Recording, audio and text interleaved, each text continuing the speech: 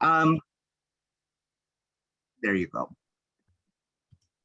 So good morning, everyone. Buenos dias, magandang umaga po from Michigan.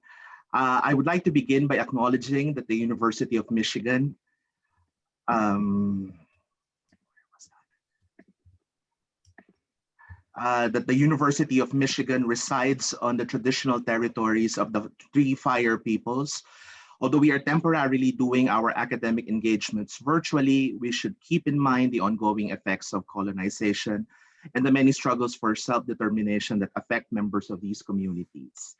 I would like to welcome all of you to the first event of the second installment of Sites of Translation in the Multilingual Midwest, the Mellon-funded Sawyer Seminar Series of the Department of Comparative Literature of the University of Michigan. I am Marlon James Sales, postdoctoral fellow in critical translation studies, and I am coordinating the three virtual events we're having today under the general title of Translation and Memory, Hispanofilipino Literature and the Archive in the U.S. Midwest. These events would not have been possible without the gracious support of our major co-sponsors, the University Library and the Center for Southeast Asian Studies of the University of Michigan. We are also thankful for the help extended to us by the Department of Asian Languages and Cultures, the Department of Romance Languages and Literatures, and the LSA Technology Services. I am also personally thankful to Julia Irion Martins, my graduate research assistant, and to Lisa Chun, our events specialist at Complit, for helping out in the publicity and coordination of the seminar. So before we get to the good stuff this morning, I would just like to remind everyone that we're implementing a few housekeeping rules. Because we have participants connecting from different parts of the world, and about 290, 280 participants have signed up. I would like to request everyone to turn off their cameras and microphones during the presentations to help us focus more on the speakers. The chat function on the lower part of your screen has also been disabled for the time being. After the panelists have presented, we will have some time for a round of Q&A. So please use the raise hand function to ask your questions, or type your questions in the chat room, which we will activate after the presentations. We will try our best to accommodate as many questions as possible, so please try to be brief and direct to the point when you formulate your questions. Closed captioning has also been enabled for the benefit of everyone who wishes to use this accessibility option. Please note that all our events will be recorded, and the recording will be uploaded to our website in due course. So let's get down to business. In a few days, we will mark the 500th anniversary of the arrival of the first Spanish exploration to the Philippines. 5 centuries after that event that went down in history as the first successful attempt to circumnavigate the world, paving the way for the insertion of the Philippines into an emerging Spanish-speaking world centered around the Pacific, Filipino voices, and to a great extent Asian voices, remain marginal in Hispanic studies. Hispanism largely operates at present between two main poles, that is, Spain and Latin America. The reason at first glance is linguistic. Even though Spanish language texts are indeed important resources for the study of Filipino history and culture, the Spanish language has never really become a majority language in the Philippines because of different demographic and geographic factors. On the other hand, if we go to Asian studies, and this has been pointed out by Adam Lifshitz in his book, we'll see that it's equally impossible to locate Filipino writings in Spanish. With the notable exception of our national hero, Jose Rizal, there's virtually no sustained effort to seek out alternative voices in Spanish that would supplement many fascinating projects in Asian studies, both past and present, the aim of which is to provide a critical examination of that period in Philippine history. The perception that Filipino Hispanism is neither sufficiently Hispanic, nor sufficiently Asian, nor authentically Filipino has contributed to its invisibility in the many intersecting fields of study that have gathered us all today. But such a condition of in-betweenness, or what translation study scholars usually refer to as interstitiality, and I knew that I would pronounce that wrongly, is also a productive mode of analysis. It invites us to rethink how literature actually circulates in a multilingual world, thus rejecting models that restrict it within a utopic monolingual space. It likewise shows us the compositeness of literary production and the interventions that must have occurred for literature to subsist and remain relevant for a particular readership and its subsequent afterlives. To paraphrase translation studies scholar Susan Bassnett, remembering literature means remembering it. That is to say, membering its different fragments again in a form that can be offered anew to another readership at another time. This is one of the compelling reasons for analyzing the archive as a site of translation and cultural memory as a multilingual construct. If we accept multilingualism as a fact of our increasingly interconnected lives, be it here locally in the Midwest or internationally from wherever our participants are located right now, we should also be prepared to ask in which language we remember and in which language we forget. For as George Steiner once contended in his book After Babel, what material reality has history outside language, outside our interpretative belief in essentially linguistic records? We have no total history, no history which could be defined objectively real because it contained the literal sum of past life. To remember everything is a condition of madness. We remember culturally as we do individually by conventions of emphasis, foreshortening, and omission. End of quote. It is in this spirit that I would like to frame our discussion this morning. I am sure that Hispano-Filipino literature is still esoteric for some people, so I have grouped the presentations today into two segments and have sequenced them in such a way that we get to familiarize ourselves first with the context and questions of translation, Hispano-Filipino literature, and the archive before proceeding to some specific examples from the Spanish Philippines and their location in the multilingual US Midwest. In the first block, we will learn why the process of translation in Hispano-Filipino literature often begins from and recoils back to the archive, and how this process seeps to practical applications in teaching, as in the talk of Deirdre, or in research, as in the talk of Christina. For those of us who are at the University of Michigan, we will likewise learn how a university in the Midwest became one of the most extensive Filipiniana repositories in the world, and how its genesis can be traced back to the policies in the Philippines as it transitioned from one colonial government to another, which our first speaker will present to us. Ricky Punsalan, our first speaker, is an associate professor of information at the University of Michigan, where he did his PhD in information. Prior to his appointment at Michigan, Ricky has taught at the University of the Philippines and the University of Maryland. He's also a research associate at the Smithsonian's National Anthropological Archives and a council member of the Society of American Archivists. Ricky's research is in the area of archives and digital curation, particularly the access and use of digitized anthropological archives and ethnographic data among academic and indigenous researchers. So I'll turn you over to Ricky.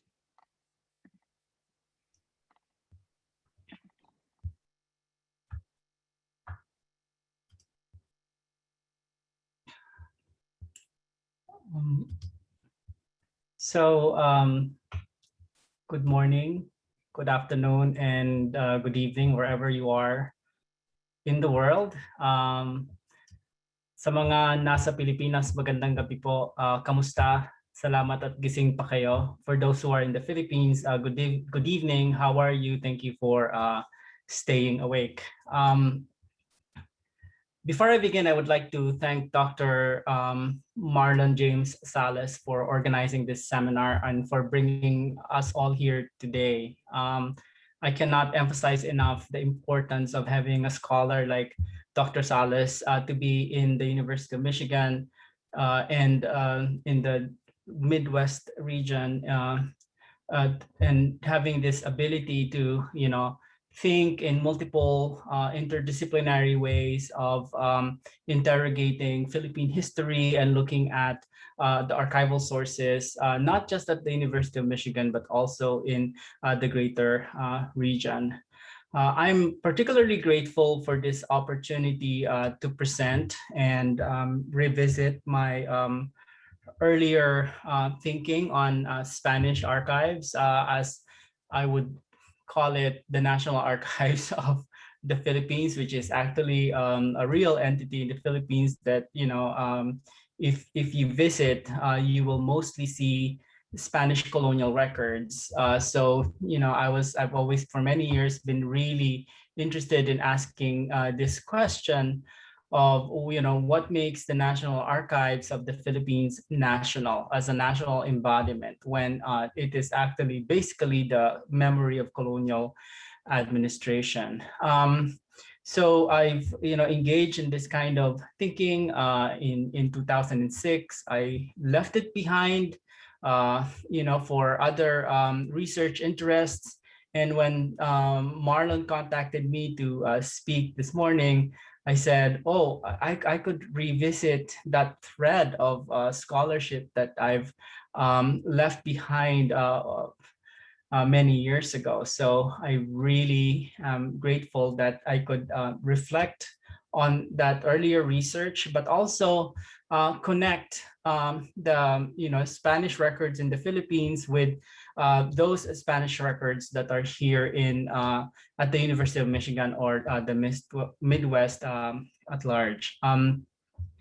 But first, because this is an interdisciplinary seminar, the audience will probably hear a variety of perspectives on the archive. Humanists are very interested in the subject, and scholars tend to offer different variations and definitions.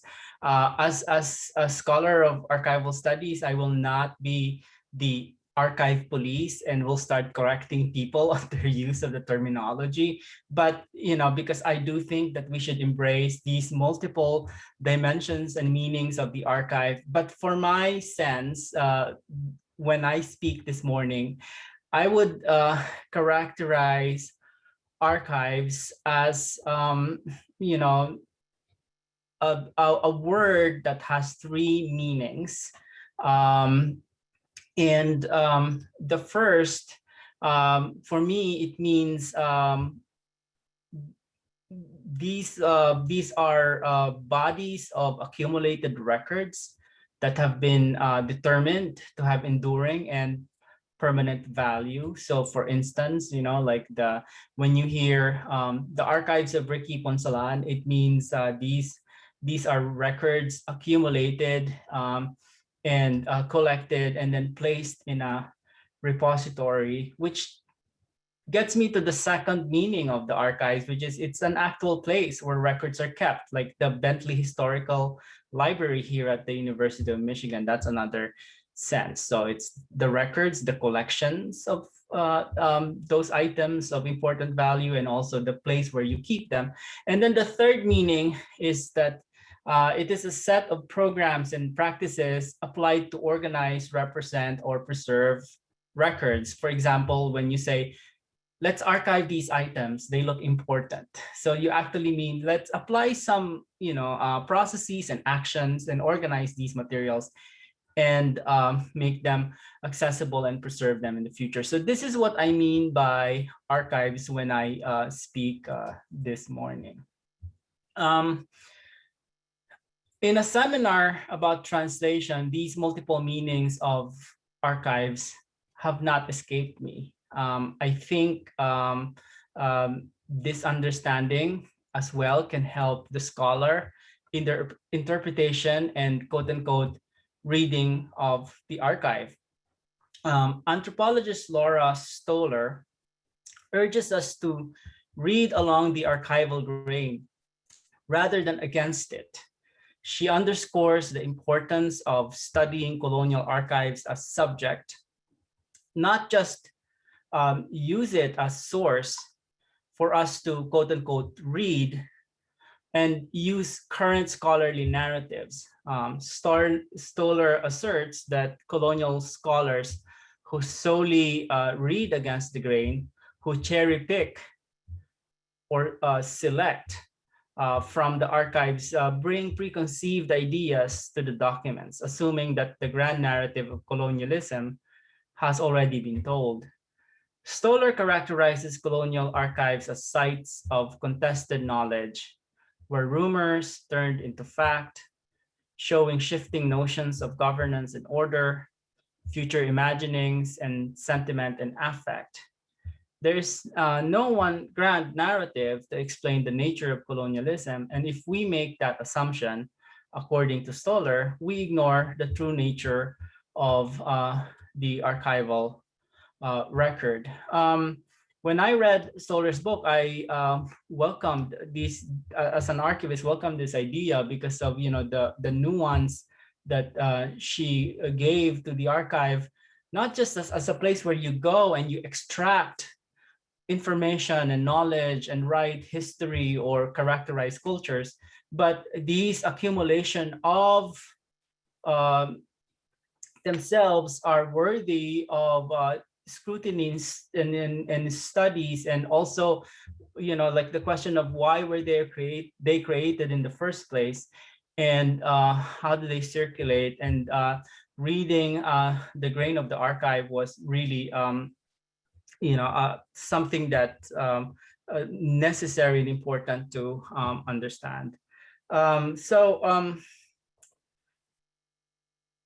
What's missing in the conversations of the archive is actually the role of the archivist in all of this. Often the labor and influence of the archivist in representing and later interpretation of records can be easily overlooked. But for the scholars here, I would say that we should resist this. I think one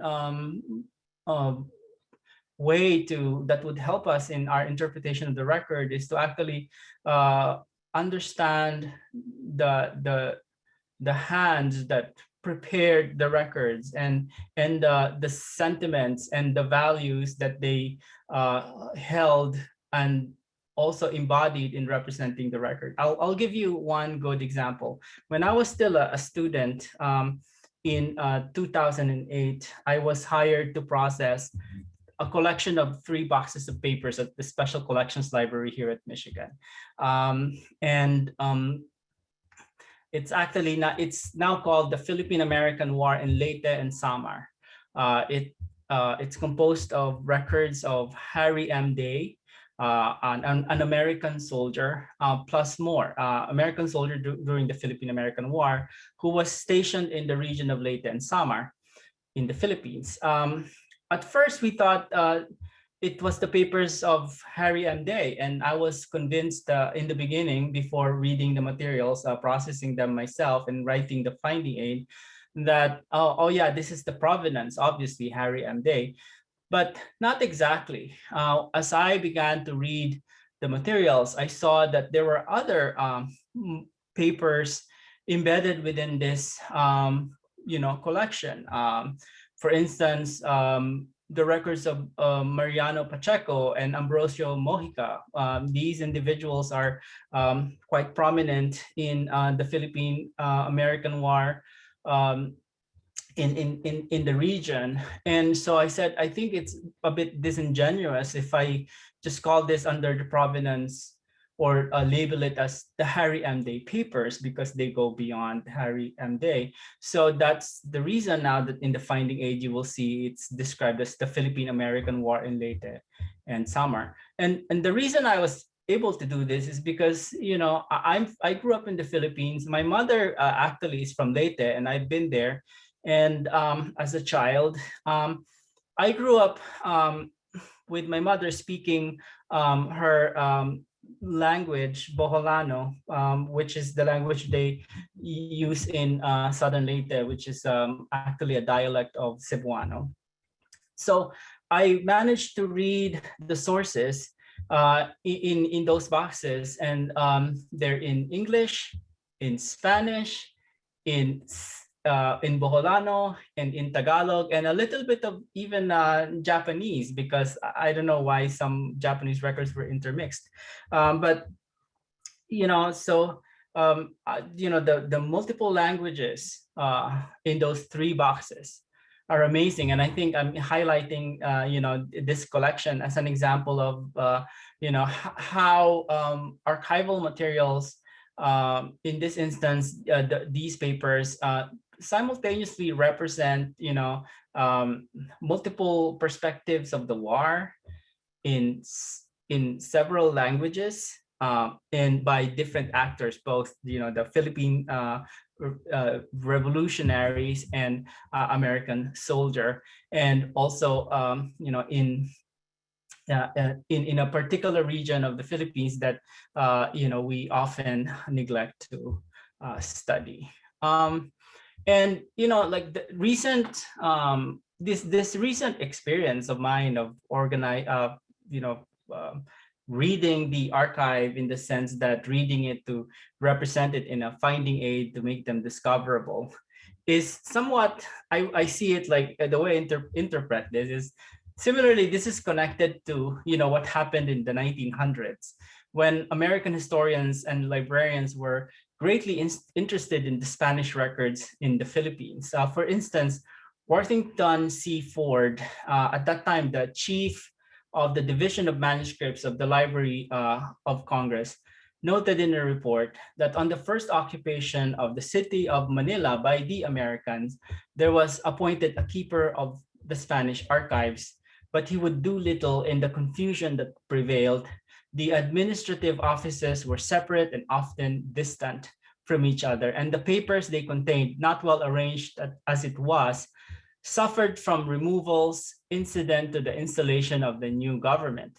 The attempt to bring them under one roof would only add to the confusion for want of proper knowledge of the colonial administrative system to make a proper discrimination and arrangement supplemented the dangers of incident removal. He wrote this in 1910, reporting with the American Historical Association. So what are we seeing in this passage?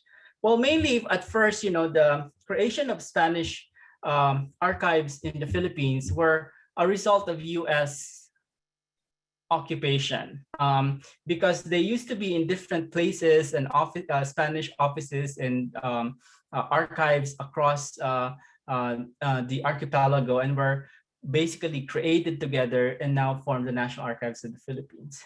So, war and occupation are actually figure largely in the creation of archives in the Philippines, and also here in North America. If you look at many records of in the Midwest, yet last night I was at the Digital Public Library of America, exclusively looking at records represented in this platform from the Midwest. So basically Michigan and Minnesota. Most records I saw were from American soldiers. Photographs of soldiers, or photos they've taken themselves, or materials that they've brought back here. So that's a particular context, or records of colonial administrators, right? So these records are here because of colonialism, and it's the same kind of impulse that created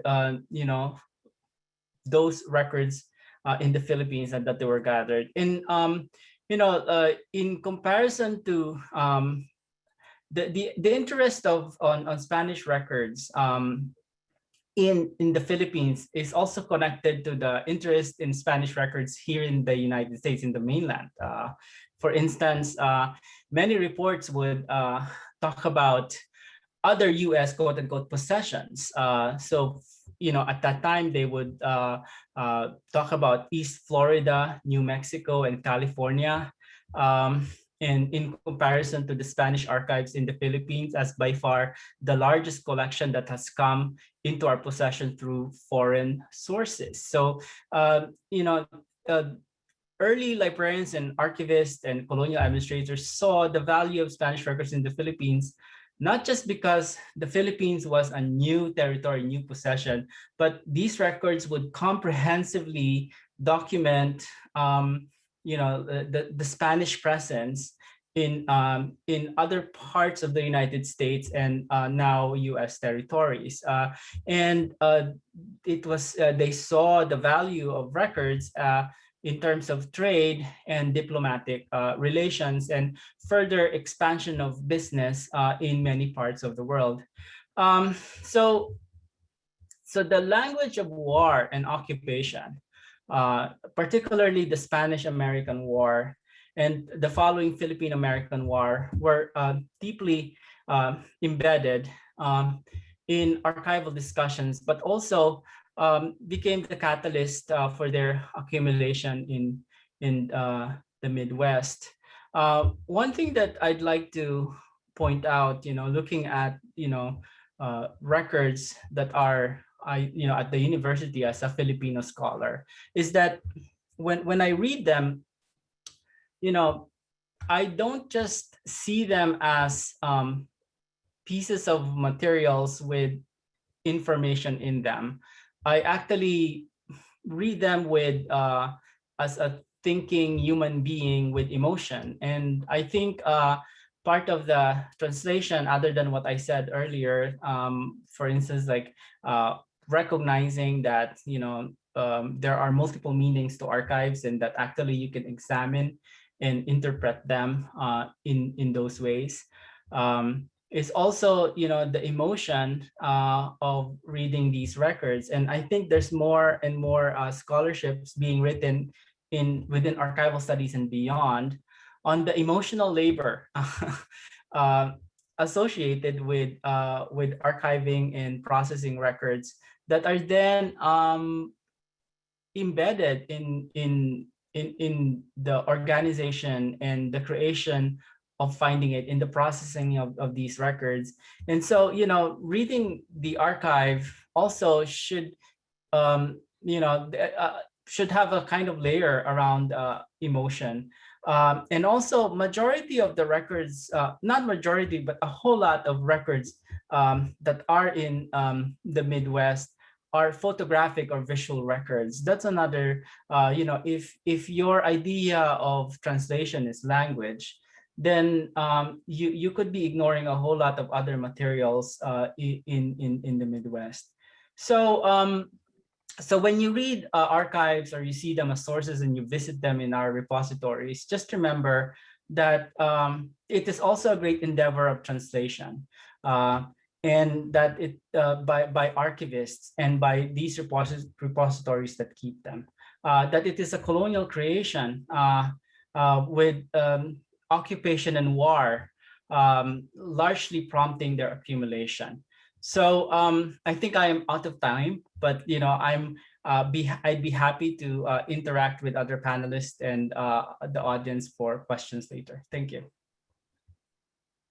Thank you, Ricky, for that very interesting opening talk. We now go to the second speaker, Deirdre de la Cruz, who is an associate professor of history and Southeast Asian studies at the University of Michigan, a historian and cultural anthropologist of the Philippines with an interest in the transformation of religious sensibilities, beliefs, and phenomena in modernity. Deirdre researches and publishes broadly on Filipino popular and religious cultures as they instantiate major concepts in the field of Southeast Asian studies and the study of religion. This morning, however, Deirdre is going to talk about a project that she has done last year with the Bentley Library, and we're so excited to learn more about that. So, Deirdre, please. Hi, thank you. Good morning, buenos dias, magandang gabi po sa inyong lahat. I wanted to thank Marlon for bringing us together. He's put a tremendous amount of labor into this, and it's just a fantastic opportunity and a great chance for me to test drive some ideas that have been coming out of a project that I did a couple years ago. So I'm just going to read this in the interest of time, and I'm going to be sharing my screen. All right, everybody can see that? Okay. A student came to me with a question. What is an insurrecto? The student was one of 6 undergraduates, paid fellows, working on a project called Michigan in the World. This was a collaboration between the history department at the University of Michigan and the Bentley Historical Library.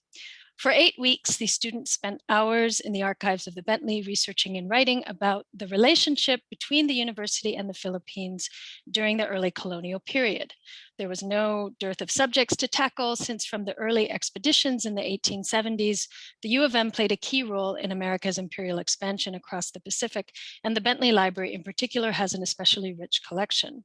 The product of this collaboration is the website you'll see here, and I can put the link in the chat in a bit, that the students constructed, soup to nuts, each tab a theme that includes several brief essays that they themselves researched and wrote. The goal of Michigan in the World was to immerse students in historical research. With a PhD student to assist and a wonderful team of archivist collaborators, we led the students in learning the warp and woof of the historical trade, how to use a finding aid, how to read a primary source, how to properly cite and seek permission for the use of images, what is a historiography and how can one engage it. But our pedagogy went beyond that, as any engagement with a difficult archive must. And here, I'm using here difficult to basically describe collections whose existence and construction is essentially bound up in US empire. As most post-colonial historical methods now encourage, students also learned how to creatively read through the paucity of Filipino voices among the predominantly white imperialist articulations. They learned, in other words, how to read between the lines, against the grain, along the grain, seizing on the seemingly scant number of documents produced by Filipinos to discern traces of resistance and counter epistemologies of empire. As a collective, we had challenging discussions about the inclusion of images, about the content warnings that we should include, that on posts that describe racism and violence, about how it felt to be doing this research in and as members of an institution that has been so complicit not only in the geographical reach of US imperialism, but in the racist ideologies about Filipinos that imperialism constructed and propagated. But while the students over the course of these 8 weeks ended up well prepared to think about, say, the imperialist and racialist construction of the Filipino enemy, the insurgent, they were not quite prepared for the translingual dilemma that lay behind this student's question: what is an insurrecto? So what follows are reflections, and I have like another, I am being super technological today.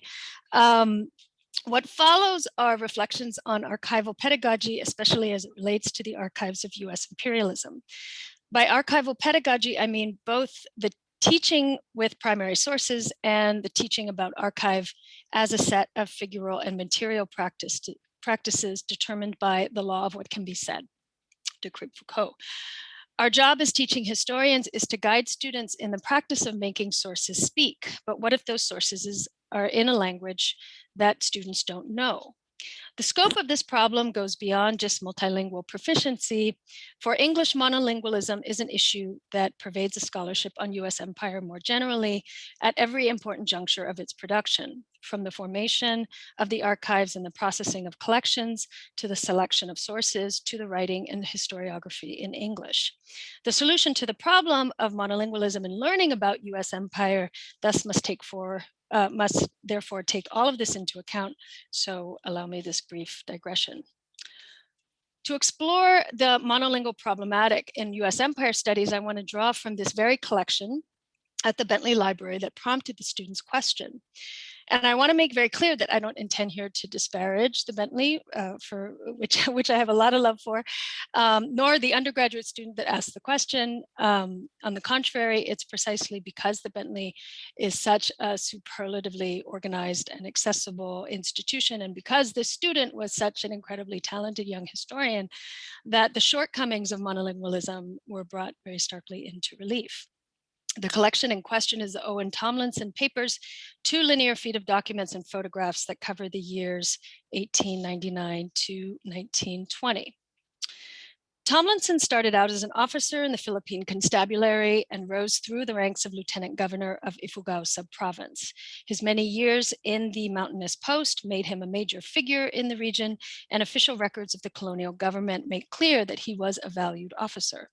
Like many imperialists long stationed in one region, Tomlinson was, per the demands of his job, also an amateur ethnographer and an avid photographer, and his papers include a trove of private albums that include photographs of sweeping landscapes and Ifugao types, local rituals, and his fellow white officers. For being a relatively small collection, Tomlinson's papers are an imperialist's repository par excellence. In it, you find the banal bureaucratic communications of colonial governmentality. You find photographs that underscore through their former qualities and captions the racist perspective of their taker. And you find Tomlinson's report on the natives, in this case, a diligently detailed compendium of Ifugao individuals in the subprovince that he titled Biographical Sketches of the Subprovince of Ifugao. In short, Tomlinson's papers evidence everything that the critical historian could desire to illustrate the technologies of colonial rule in all of its ordinariness at the micro and local level. And indeed, this is how the few historians who have consulted Tomlinson's papers have used them. But there is also in Tomlinson's papers correspondence between him and notable members of the Ifugao community in both Spanish and Ifugao. So Tomlinson was there for many years and he attained quite a level of proficiency in Ifugao by the time that he left. There are also 2 long volumes of historical documentation in Spanish detailing the settlement of Kiangan. Record Histórico del Settlement de Kiangan, so Provincia Ifugao, Provincia Montafiosa, was written by El Segundo Teniente, or Second Lieutenant M. Maiban of the Philippine Constabulary. Maimban, himself a native of Kiangan, commanded the settlement's Ifugao Constabulary unit. He was even celebrated for his service in a photograph taken and published by no less than Dean Worcester in 1914. In accordance with an executive order issued in 1911, Maimban composed this rich local history, the Record Histórico of the Kiangan settlement, writing extensively about the origins of all the rancherias, settlements, and barrios, districts, the meanings of their place names, the kinship structures of their communities through the generations. If Tomlinson's biographical sketches acted in the observations of historian Adrian de Leon as a surveillance tool tabulating individual Ifugao's economic potential and loyalty to the United States, Maimban's Record Histórico was an ethnographic labor of love. And let me just give you a few excerpts from it here in Spanish, as I said. Place name, Baguingue.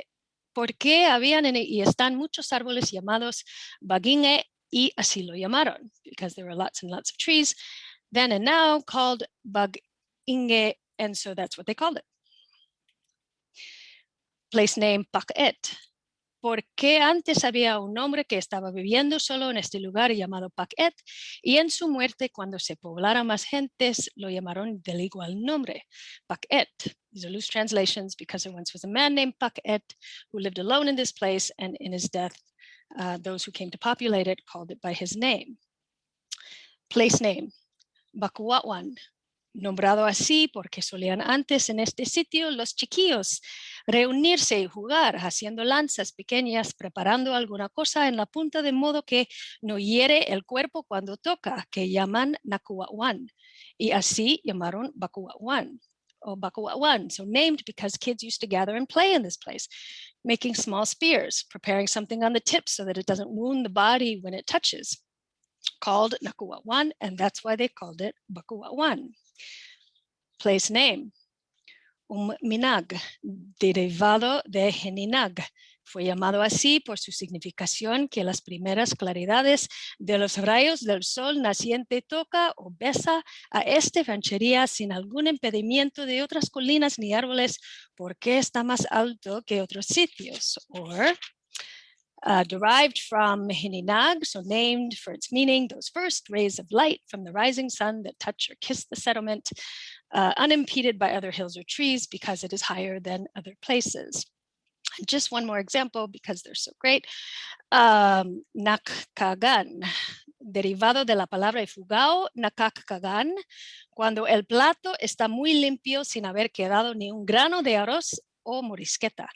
Antes, este sitio era muy pasable de los traficantes y solían descansarse y comer sus avíos, y así siempre cuando comen no queda nada en sus platos, ni siquiera un grano de morisqueta. Or nakagan, derived from the ifugao word nakakagan, when you've cleaned your plate and there's not even a grain of rice left. Before, this place was heavily traversed by traders who would often rest and eat their provisions, and they'd wipe their plates clean, not leaving a grain of rice.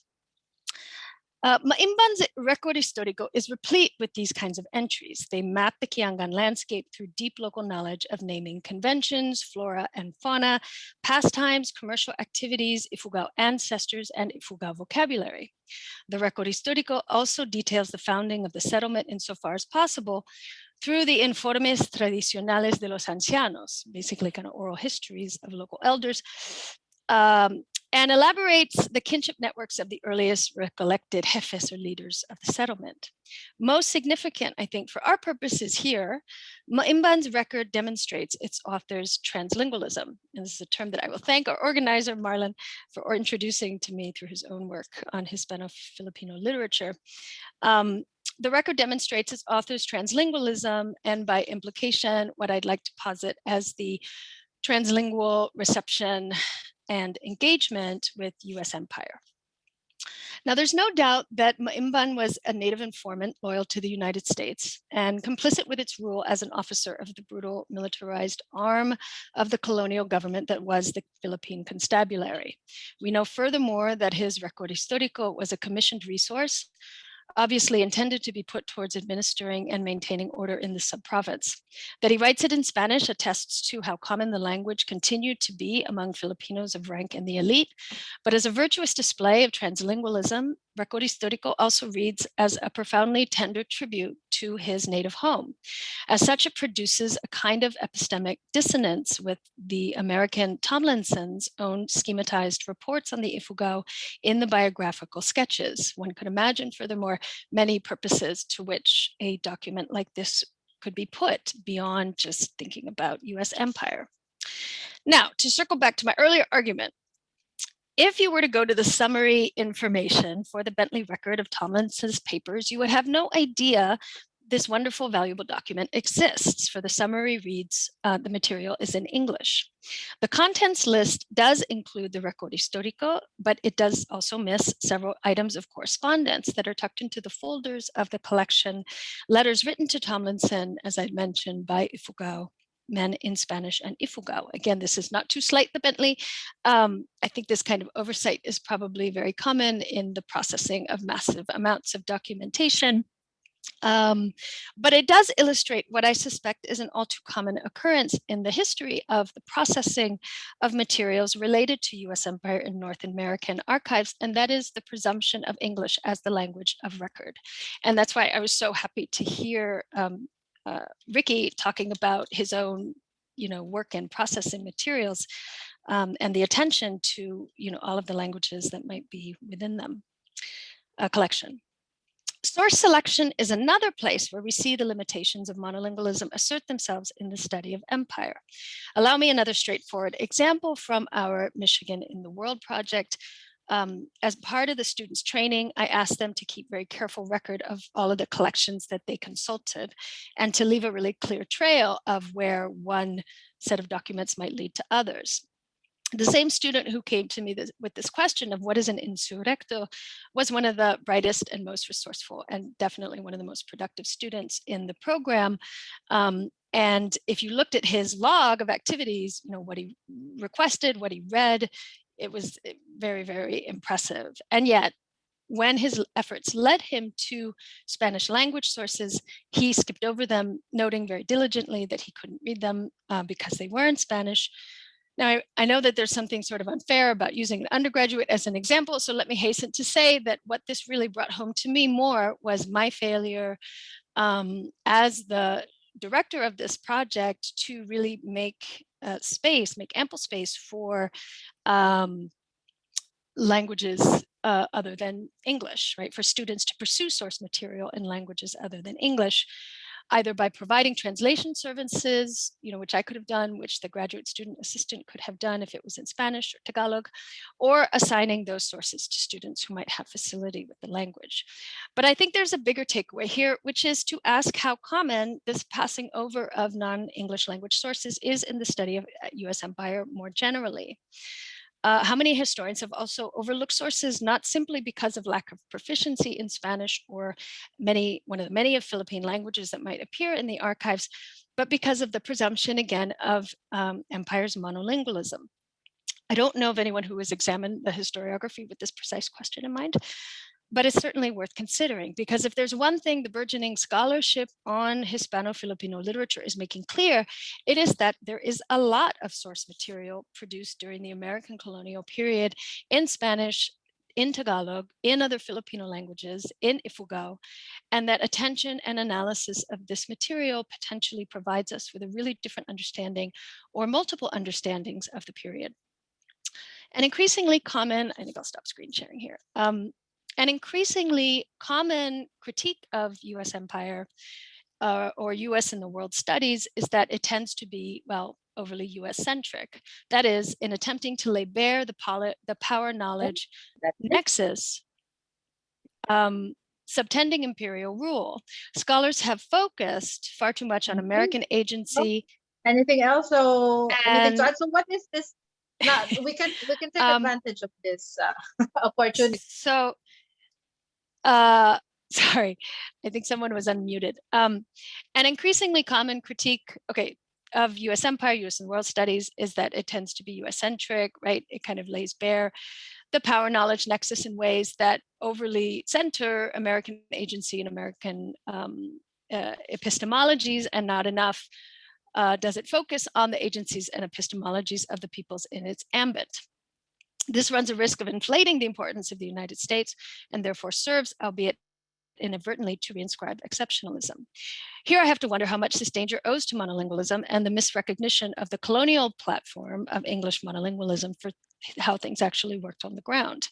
Imagine how different the scholarship and historiography might look if scholars were to make the careful distinction between monolingualism as the prevailing ideology of empire on the one hand, and translingualism or multilingualism as the lived experience and mediation of empire on the other. And I know some people are doing this, but I think more of us need to do this.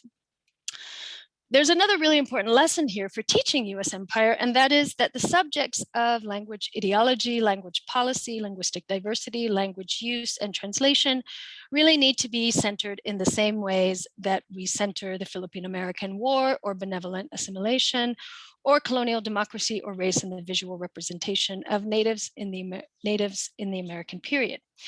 If we prepare students to be cognizant of translingualism in US empire, they may not immediately know that insurrecto means insurgent, but they will not be surprised by the appearance of a non-English term and can assume at the very least that there is nothing exceptionally American about it. Thank you for listening. Thank you, Deirdre, for that very interesting talk. We proceed now to the third and last presentation for this first half of our seminar, which will be delivered by Christina Lee, who is an associate professor of Spanish at Princeton University. She is also the co-editor, together with Julia Schleck, of the global history book series, Connected Histories in Early Modern Europe, at Amsterdam University Press. Christina publishes widely in medieval and early modern studies and on the Spanish Philippines and the Spanish Pacific. Christina has a forthcoming book, Saints of Resistance, Devotions in the Philippines of Early Spanish Rule, which will be published by Oxford University Press, the first non-religious study focused on the dynamic life of saints and their devotees in the Spanish Philippines from the 16th through the early part of the 18th century. Christina, please.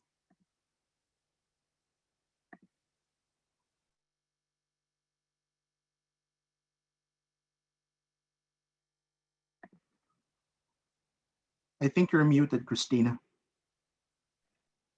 Okay, I want to share my screen here. Thank you so much, Marlon. All right.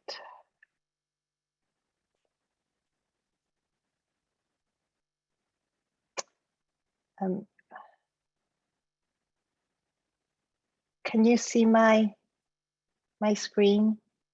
You can see that? Yep. Okay, great. So before I begin, I'd like to thank Marlon again for his invitation. I am really grateful to him for organizing what is already a very successful event. I'm learning so much, and also for the impact his presence is having in American academia since his arrival in Michigan. I am also honored and humbled to be speaking and dialoguing today with scholars I have admired from afar and others with whom I have collaborated in the past. I am often asked by scholars interested in the field of what we now call the Spanish Pacific, the sources I utilize in my work. By the Spanish Pacific, I mean the space in the Southeast and East Asia the Spanish imagined to be part of the Indies of the Pacific. Needless to say that the Philippines, or to be more specific, the lowlands of Luzon and the Visayan Islands, occupy a central, if not the most important region in the imaginary of the early modern Spanish Pacific. My own work has been focused on the 16th, 17th, and early part of the 18th century, as Marlon has mentioned. This is due to my background in the study of literary and historical texts produced in Spanish Iberia. And I do feel that this is an area in which scholars with my training in Old Spanish can make a productive intervention. In terms of sources, we have printed sources published by missionary institutions for the most part. The most widely cited being, those who work in this area have heard these names over and over again. Bartolomé Leonardo de Argensola, Diego de Duarte, Pedro Chirino, Francisco Collin, Gaspar de San Agustin, Pedro Mujizo Velarde, to name a few. And manuscript sources, also produced by missionary, as well as government bodies and officials. We have letters, dictionaries, correspondence, decrees, inquisition trials, judicial cases, accounts, contracts, and miracle investigations, which can be found interspersed in archives around the world. Today, I'd like to focus on this last kind. It's called the miracle investigation, which I have utilized in my work, and more specifically in my forthcoming book. My main objective today is to show this that these investigations are rich sources for understanding historical events as well as daily life of Philippine subjects, whether they be natives, Chinese, or Spaniards. What are miracle investigations? These are investigations that are conducted in theory in order to adjudicate if a supernatural event attributed to a saint did indeed take place. In the Philippines, they were conducted under the order of the Archbishop of Manila. As in judicial cases, witnesses are called by the defense counsel, the procurador, to give testimony of the miracles and or what they know about the recipients of the miracles. Sometimes an advisory committee of experts is assembled to determine the validity of the miracle. An opposing counsel or attorney, the promotor fiscal, presents an opposing argument, if any, and ultimately the Archbishop passes judgment on the case. In the case I've seen, they're almost always positive or unfinished. How do we find these miracle investigations? A key term to identify them is información. Información means essentially investigation with witnesses in which that in a case that will be adjudicated. Yes, sir. two investigations I'll be talking about today. We can find the primary sources from secondary sources. For example, when I was reading Casimiro Diaz's edition of the second part of San Agustin's Conquistas Espirituales de las Islas Filipinas, I became interested in the way he narrated the legend of Our Lady of Kasaysay. This is actually a practice that I know that Deirdre worked in her book. I then noticed that, the word, let's see here, información. So, and also in the case of another case that is presented there, also the case of the revival of the Chinese migrant in 1639, also we see the word información. So we know that records of these cases were created, but the challenge is to find them. In the case of Kasaysay, I assumed that perhaps, and this was very naive of me because this was before I went to the Philippines for the first time. I was very naive, and I thought that I could find these cases archived in churches like they are in Latin America or in Spain, and I was wrong.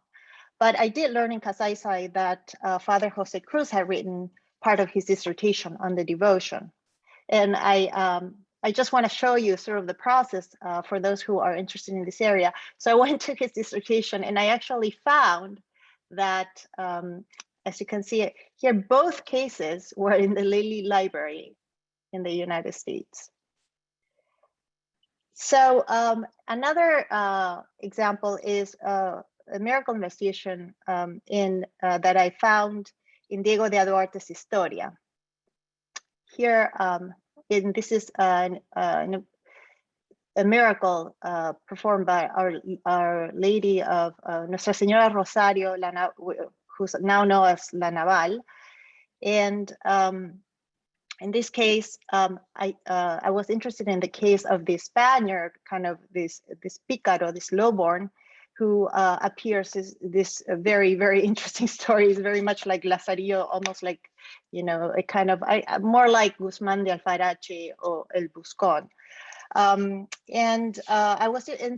here too, at the end, Duarte says that celebróse mucho este milagro cuando se comprobó. So this was proven, this miracle was proven. So that gives me the hint that this actual case was recorded, that this was a case tried by the church. In this case, it was a little bit easier to find because I knew that he's a Dominican, so the obvious place to go is the archives of the University of Santo Tomás. And, you know, which I have to say is one of the best, really, the archives for my period, for the 16th, 17th century. I mean, it's really, the University of Santo Tomás is absolutely amazing. So I was able to find that case there. So because of limitations in time, I will focus today on the miracle case of Our Lady of Kasaysay, which was believed, and I'm going to speak about this. There are these two very important investigations, but I will talk about the one that involves the revival of a Chinese migrant who was executed in a massacre in 1639 in Taal. This ecclesiastical investigation is invaluable because it is one of the few extant documents that manifest the voice of Chinese migrants in the Philippines during the period of early Spanish rule. Unlike any of the other texts which appear in the form of communal petitions from the Chinese, this investigation gives us a rare opportunity to hear the voice of an individual Chinese migrant in a sustained manner. Inbin's miracle of investigation is, to my knowledge, the only extant source that voices the story of the massacre of the Chinese of 1639 from the point of view of the Chinese who were targeted by the order of extermination. We can also hear the voices of the Tagalogs and the Spaniards who were compelled to carry out the killings. The investigation was officially initiated in January 8th, 1640, and concluded in February 18th, 1640. This means that the investigation was conducted while thousands of Chinese were still being killed and massacred elsewhere in the region of Laguna de Bai. The Chinese migrant here is identified in the investigation by the name of Juan Yimbing, and declares himself to be a devotee of Our Lady of Kasaisai. And he weaves in the expected elements of traditional Marian miracles, yet Yimbing also implies that he has not renounced his belief in Macho, the Chinese deity of seafarers, and hence reveals a willfulness to express his limited agency. Juan Yimbing shocked the Tagalog residents of Taal when in December 10th, 1639, he revived 4 days after he had been decapitated and his lifeless body thrown into the sea along with 28 other Chinese migrants. To the Tagalog slave or alipin who found him alive, Yimbing announced, I quote, "My name is Juan Yimbing, and I am one of the Sanglays who was killed at the fort." End of quote. Speaking through a bilingual Chinese translator, Yimbing gave the following testimony in the following order. He worked in the Church of Our Lady of Kasaisai as a stonemason for about 3 years. He had built a vault over the sacred spring near the church, and he had been in the process of cutting some stones to build a fence in the backyard of the church at the time he was apprehended. What he remembers from the night on which he was apprehended was that he was woken up by the Castilian Juan de Cabrera, who tied his hands and took him to the fort of Bombom. Bombom is what Taal used to be called at the time. At the fort, his hands were rebound on the pole that was placed on his neck and shoulders and was kept in the prison with other Chinese who were physically restrained in the same fashion. On the next day, at around 5 in the afternoon, the mayor of the province of Balayan, Diego Maldonado Bonal, told the Chinese in prison at the fort that, I quote, "If they were Christians, they should take confession. And if they were heathens and wanted to become Christians, they could be baptized by the father priest of Taal."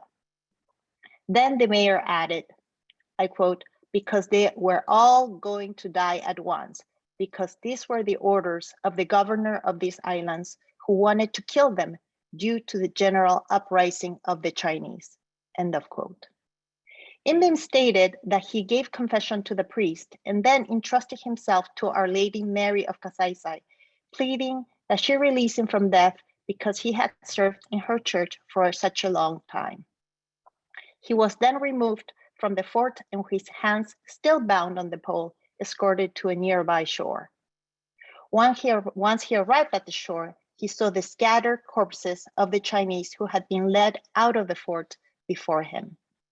Yimbing then kneeled and lowered his head. The native man struck his neck with a machete, and he lost consciousness. But that night, Yimbing recalled that he felt as if he had been awakened from a dream in which he found himself at sea on top of a white leaf. He then saw a little girl, una niña pequeña, the size of the statue of Our Lady of Kasaisai, who was very resplendent and was pulling the leaf towards the shore. The little girl told him that he could return to Kasaisai to continue the work he was doing at the church. When he replied that he did not know how to get there, she guided him towards the town of Bombom. He lost consciousness for a third time. Upon waking again, Yimbing saw that the girl was floating in the air as she was pulling him through the Bombom River. They called him the river, and then down a hill to finally place him next to the vault on the sacred spring of Kasaisai. He was found and rescued by a native man who had gone to the spring to fetch some water.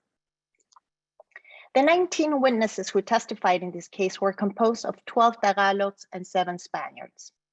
Both Spaniards and Tagalogs described the order to kill all the Chinese in Taal and surrounding areas as the direct mandate of the governor of the islands. Unprompted, all of the witnesses who had been involved in the slaughter repeated some variant of the statement that the order from the governor was, I quote, to kill and slit the throats of all of the Chinese Christians and non-Christians in this province. They expressed remorse for taking part of the cold-blooded killing of the Chinese. In fact, many of the witnesses said that Imbing had been an exemplary Christian and a devout follower of Our Lady. Given the sparse numbers of Chinese living in the region of Taal, we also assume that the soldiers recognized the identities of the 28 Chinese laborers who they had killed. The Chinese had not presented a problem for the residents of Kasaysay and Taya. So for their Tagalog and Spanish neighbors who knew the condemned Chinese, the order could have been perceived to be unjustified. A Tagalog witness by the name of Francisco Macpigil, who had not been involved in the massacre, described the event as an outside attack. From Macpigil's point of view, Juan de Cabrera was an intruder who forcefully entered Kasaysay in order to take their Chinese, the Chinese, and for an insurrection in which they had not been involved. What was presupposed in Our Lady of Kasaysay's miracle was that the killing of Imbing and possibly other Chinese had been an error.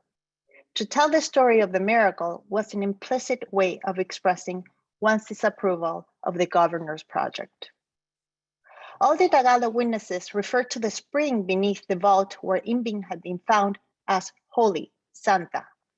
Some explained that the waters had healed the sick through the intercession of Our Lady of Kasaysay, while others did not comment on the source of his supernatural powers.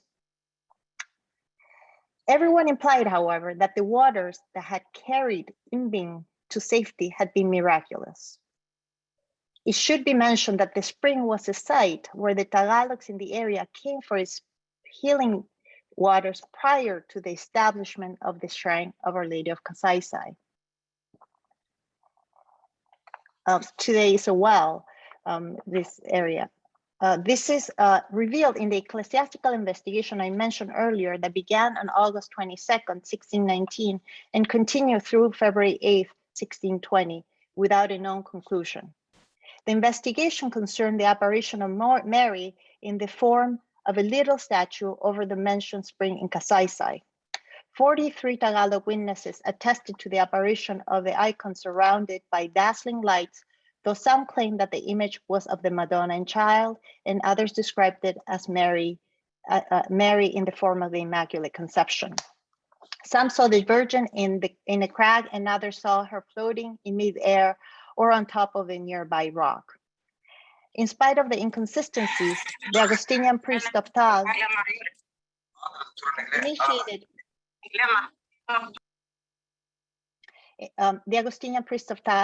initiated an investigation, probably to seize on the opportunity to transfer the animistic devotion to the spring to the Virgin by proving that the curative features of the spring originated from her. So I think the point here, the reason why he initiated the investigation was to move this transfer the devotion to our Lady of Kasaysay. The priest must have felt a great urgency, as almost all the Tagalog witnesses explained that they were at the spring to benefit from its curative powers. The curative powers of the spring were also mentioned in Juan Imbing's investigation. According to some, the apparitions encouraged people from near and far to trek to the spring to pray and to bathe in order to rid themselves of illnesses. Yet there were other Tagalogs who conceived of the miracles of Our Lady of Kasaysay to be distinct from the healing of the spring. One Tagalog witness stated that he was both a devotee of Our Lady of Kasaysay and of the spring. Upon arriving in Kasaysay, he first went to the Church of Our Lady to give thanks for his health, and then he went to the spring. He stated that for 18 years, I quote, he had paid devotion to the water of the spring because it had always alleviated his bodily pains. In short, the miracle that revived Imbing proved to the Spaniards and the Tagalogs that the order to kill all of the Chinese had failed to render justice.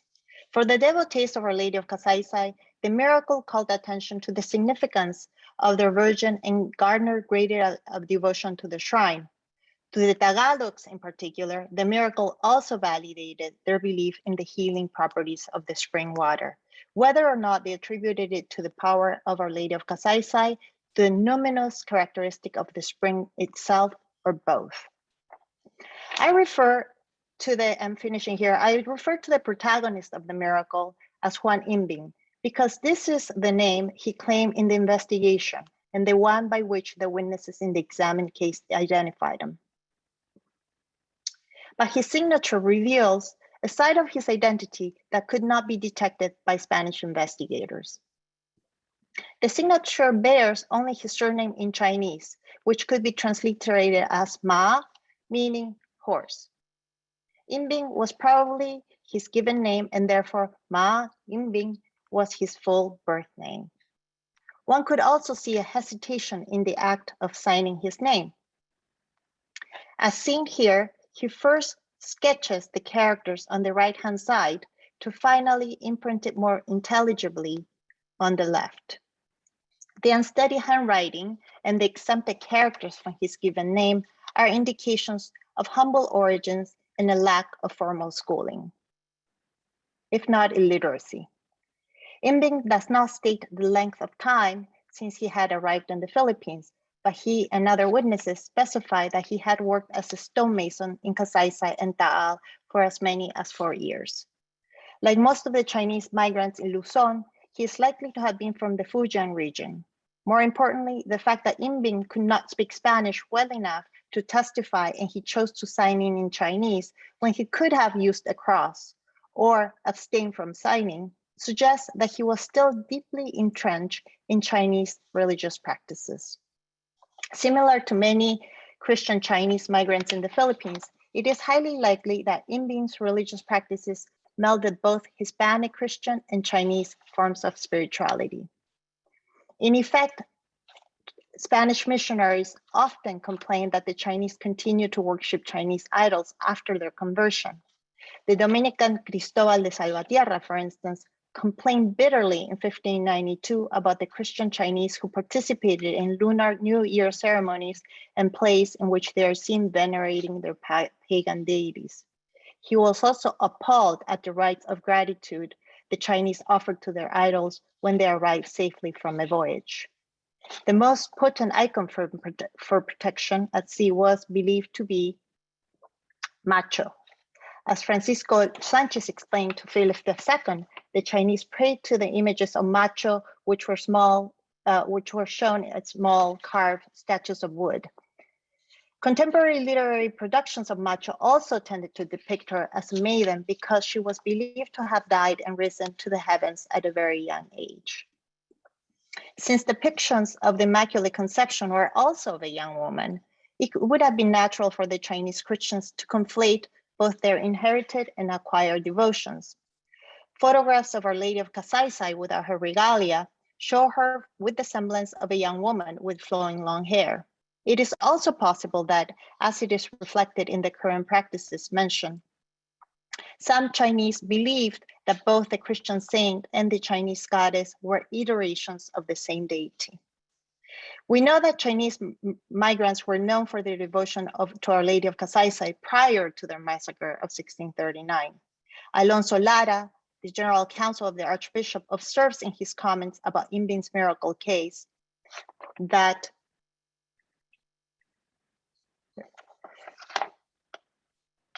we understand that for a long time, the Chinese, including the heathens, venerated their image of Our Lady of Kasaysay, and that this devotion has converted many Chinese who decided to live close to the church.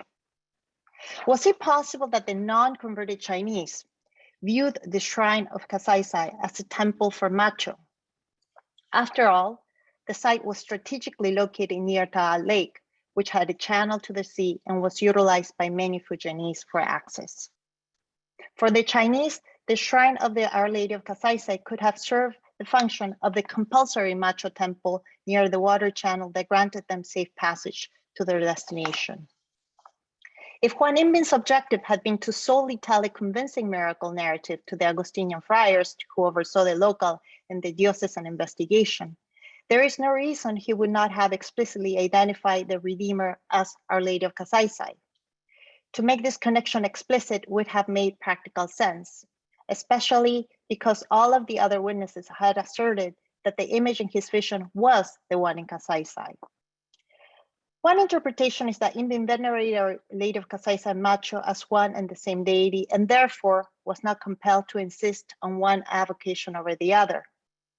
In his mind, as in the minds of the newly converted Christian Chinese, there was probably no contradiction, although the Spanish friars insisted that the coexistence of devotions were nothing short of diabolical. Imbing, as unrefined as he may have seemed, clearly manifested his agency by not giving in to the pressure to change his macho into a Mary and by using his Chinese name in his signature. Thank you. Thank you, Christina. So we will have this short Q&A in between the two sessions. So anyone who's interested to ask any question can use the raise hand function to ask a question directly, or can type in their questions in the chat.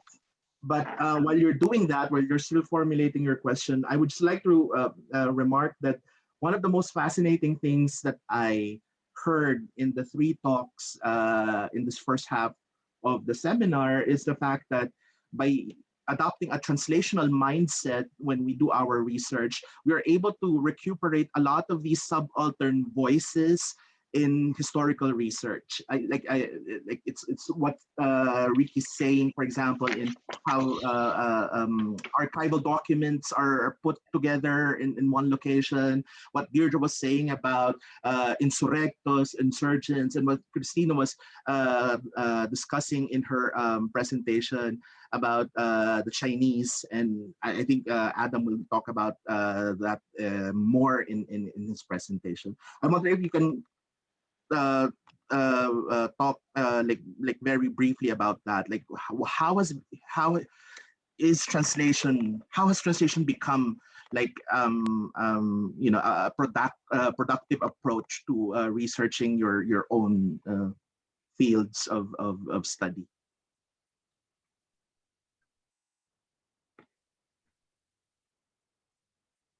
Do you want anyone to start?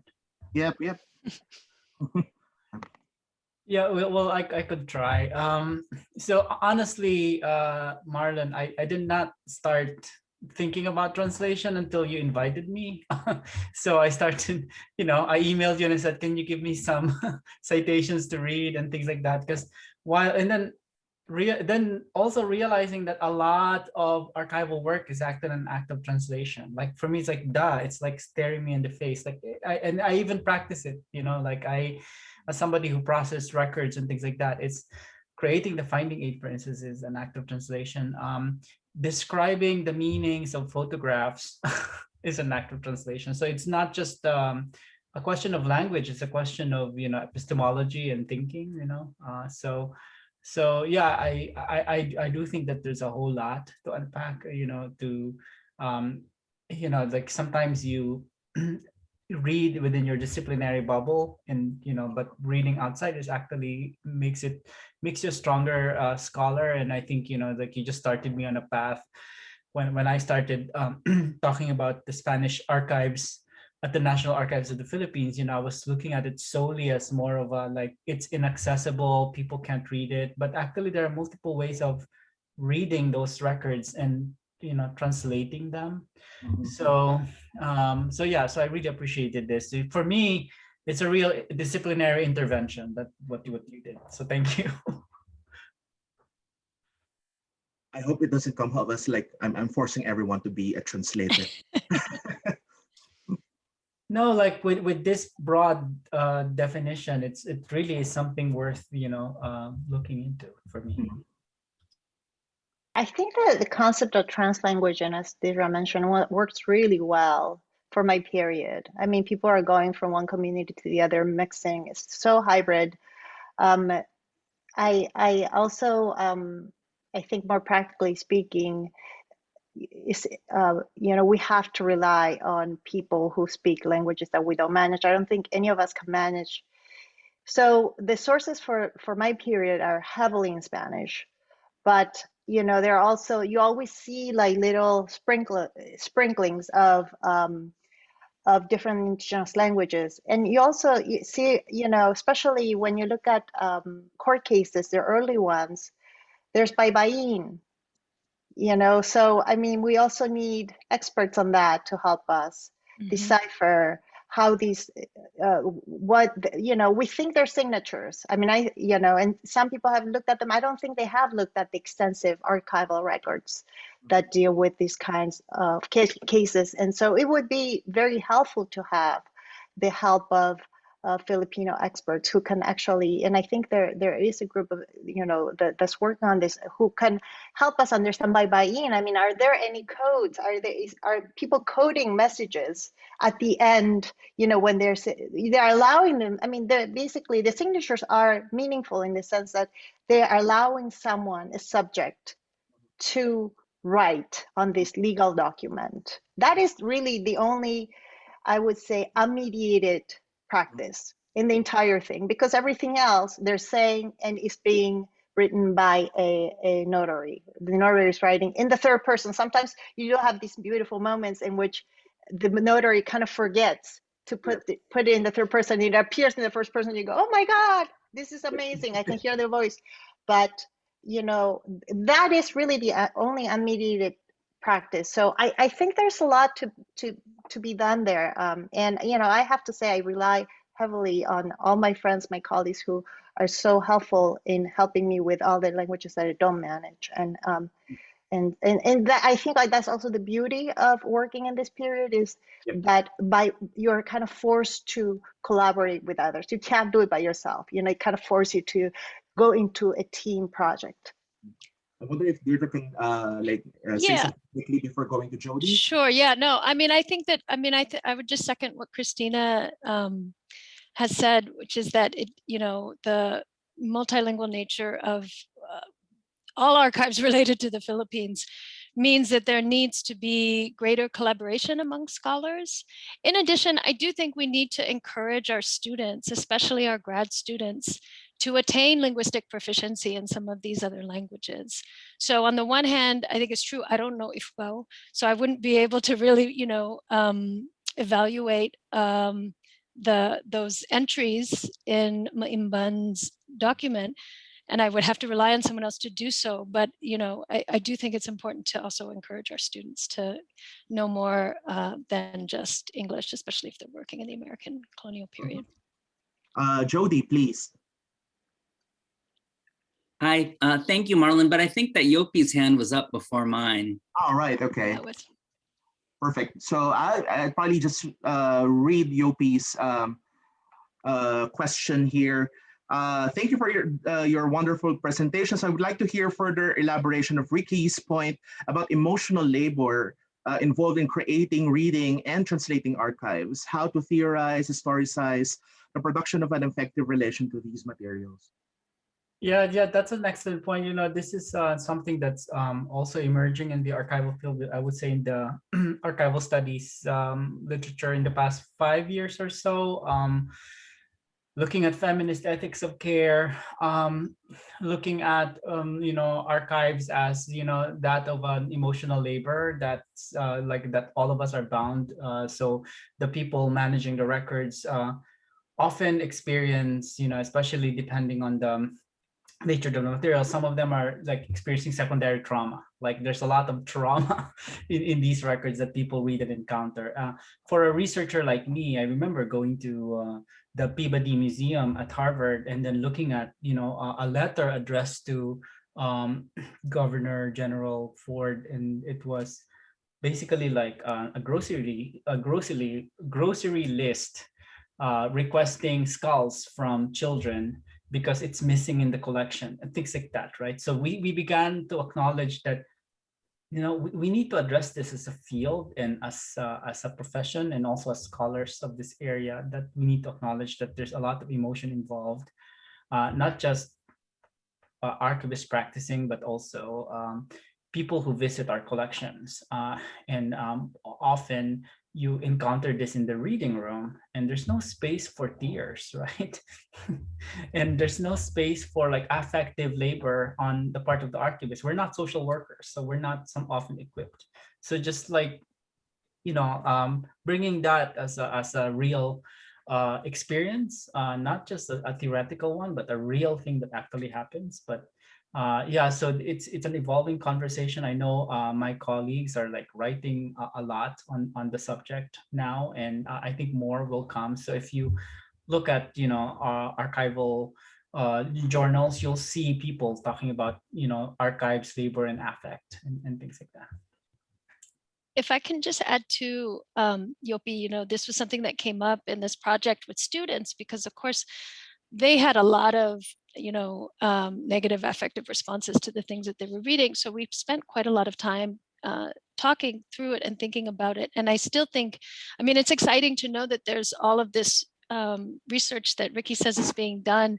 And of course, we all know about the affective turn, but I still think by and large, affect is taken as an object in some of these studies and not yet as a method.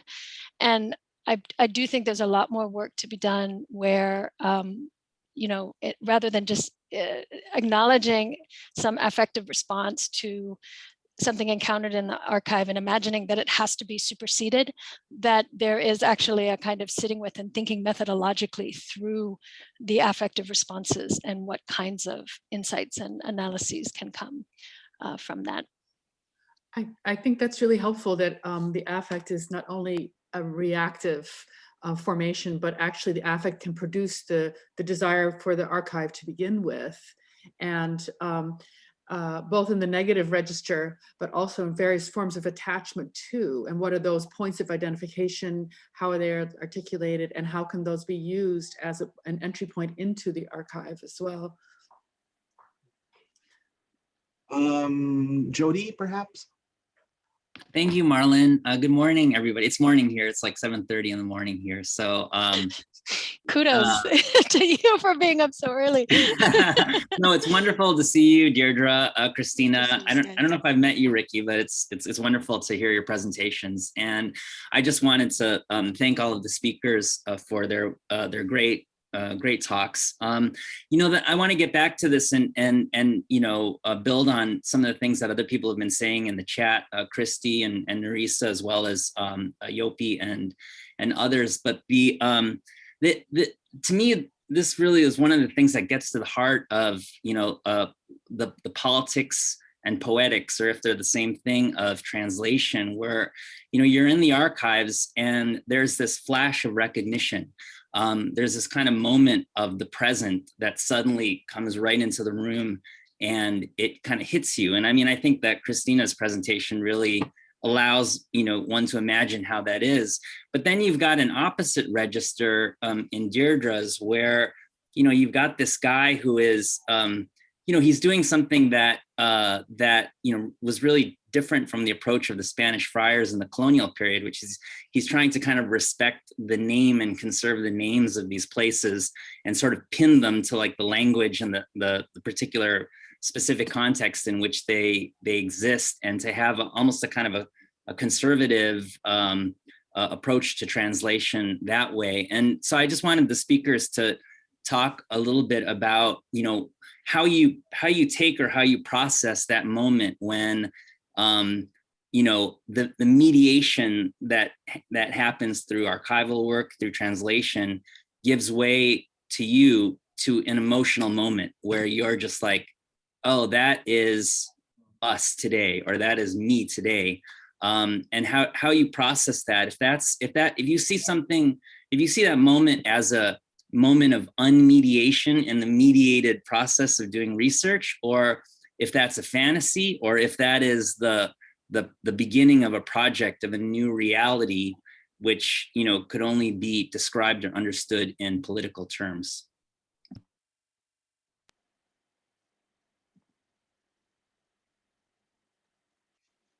Christina, did you want to? What would you like to go first?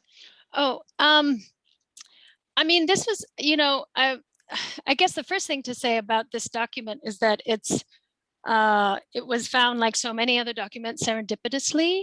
I went into this collection because I was really interested in following the lead of the student who had, found this, who came across this term insurrecto in the Tomlinson papers.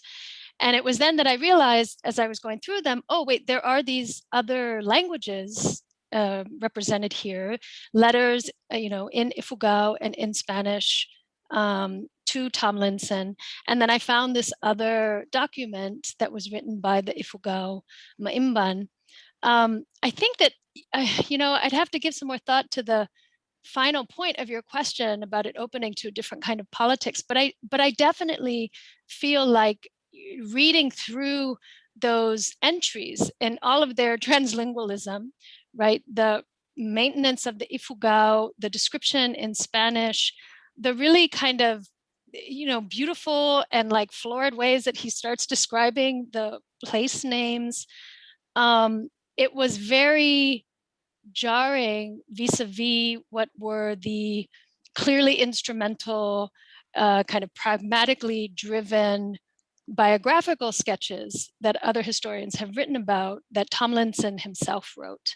And I think that dissonance, as I suggested in the paper, is in fact the portal into thinking through how US empire in this case was really mediated and experienced even by those who were, the most, those Filipinos or those Ifugaos who were the most kind of participatory, who were the most complicit in some of its execution. So certainly, I mean, this is kind of the beginning of something that I think I will pursue, but I definitely think that moment of shock or dissonance has a tremendous amount of potential in the ways that you describe.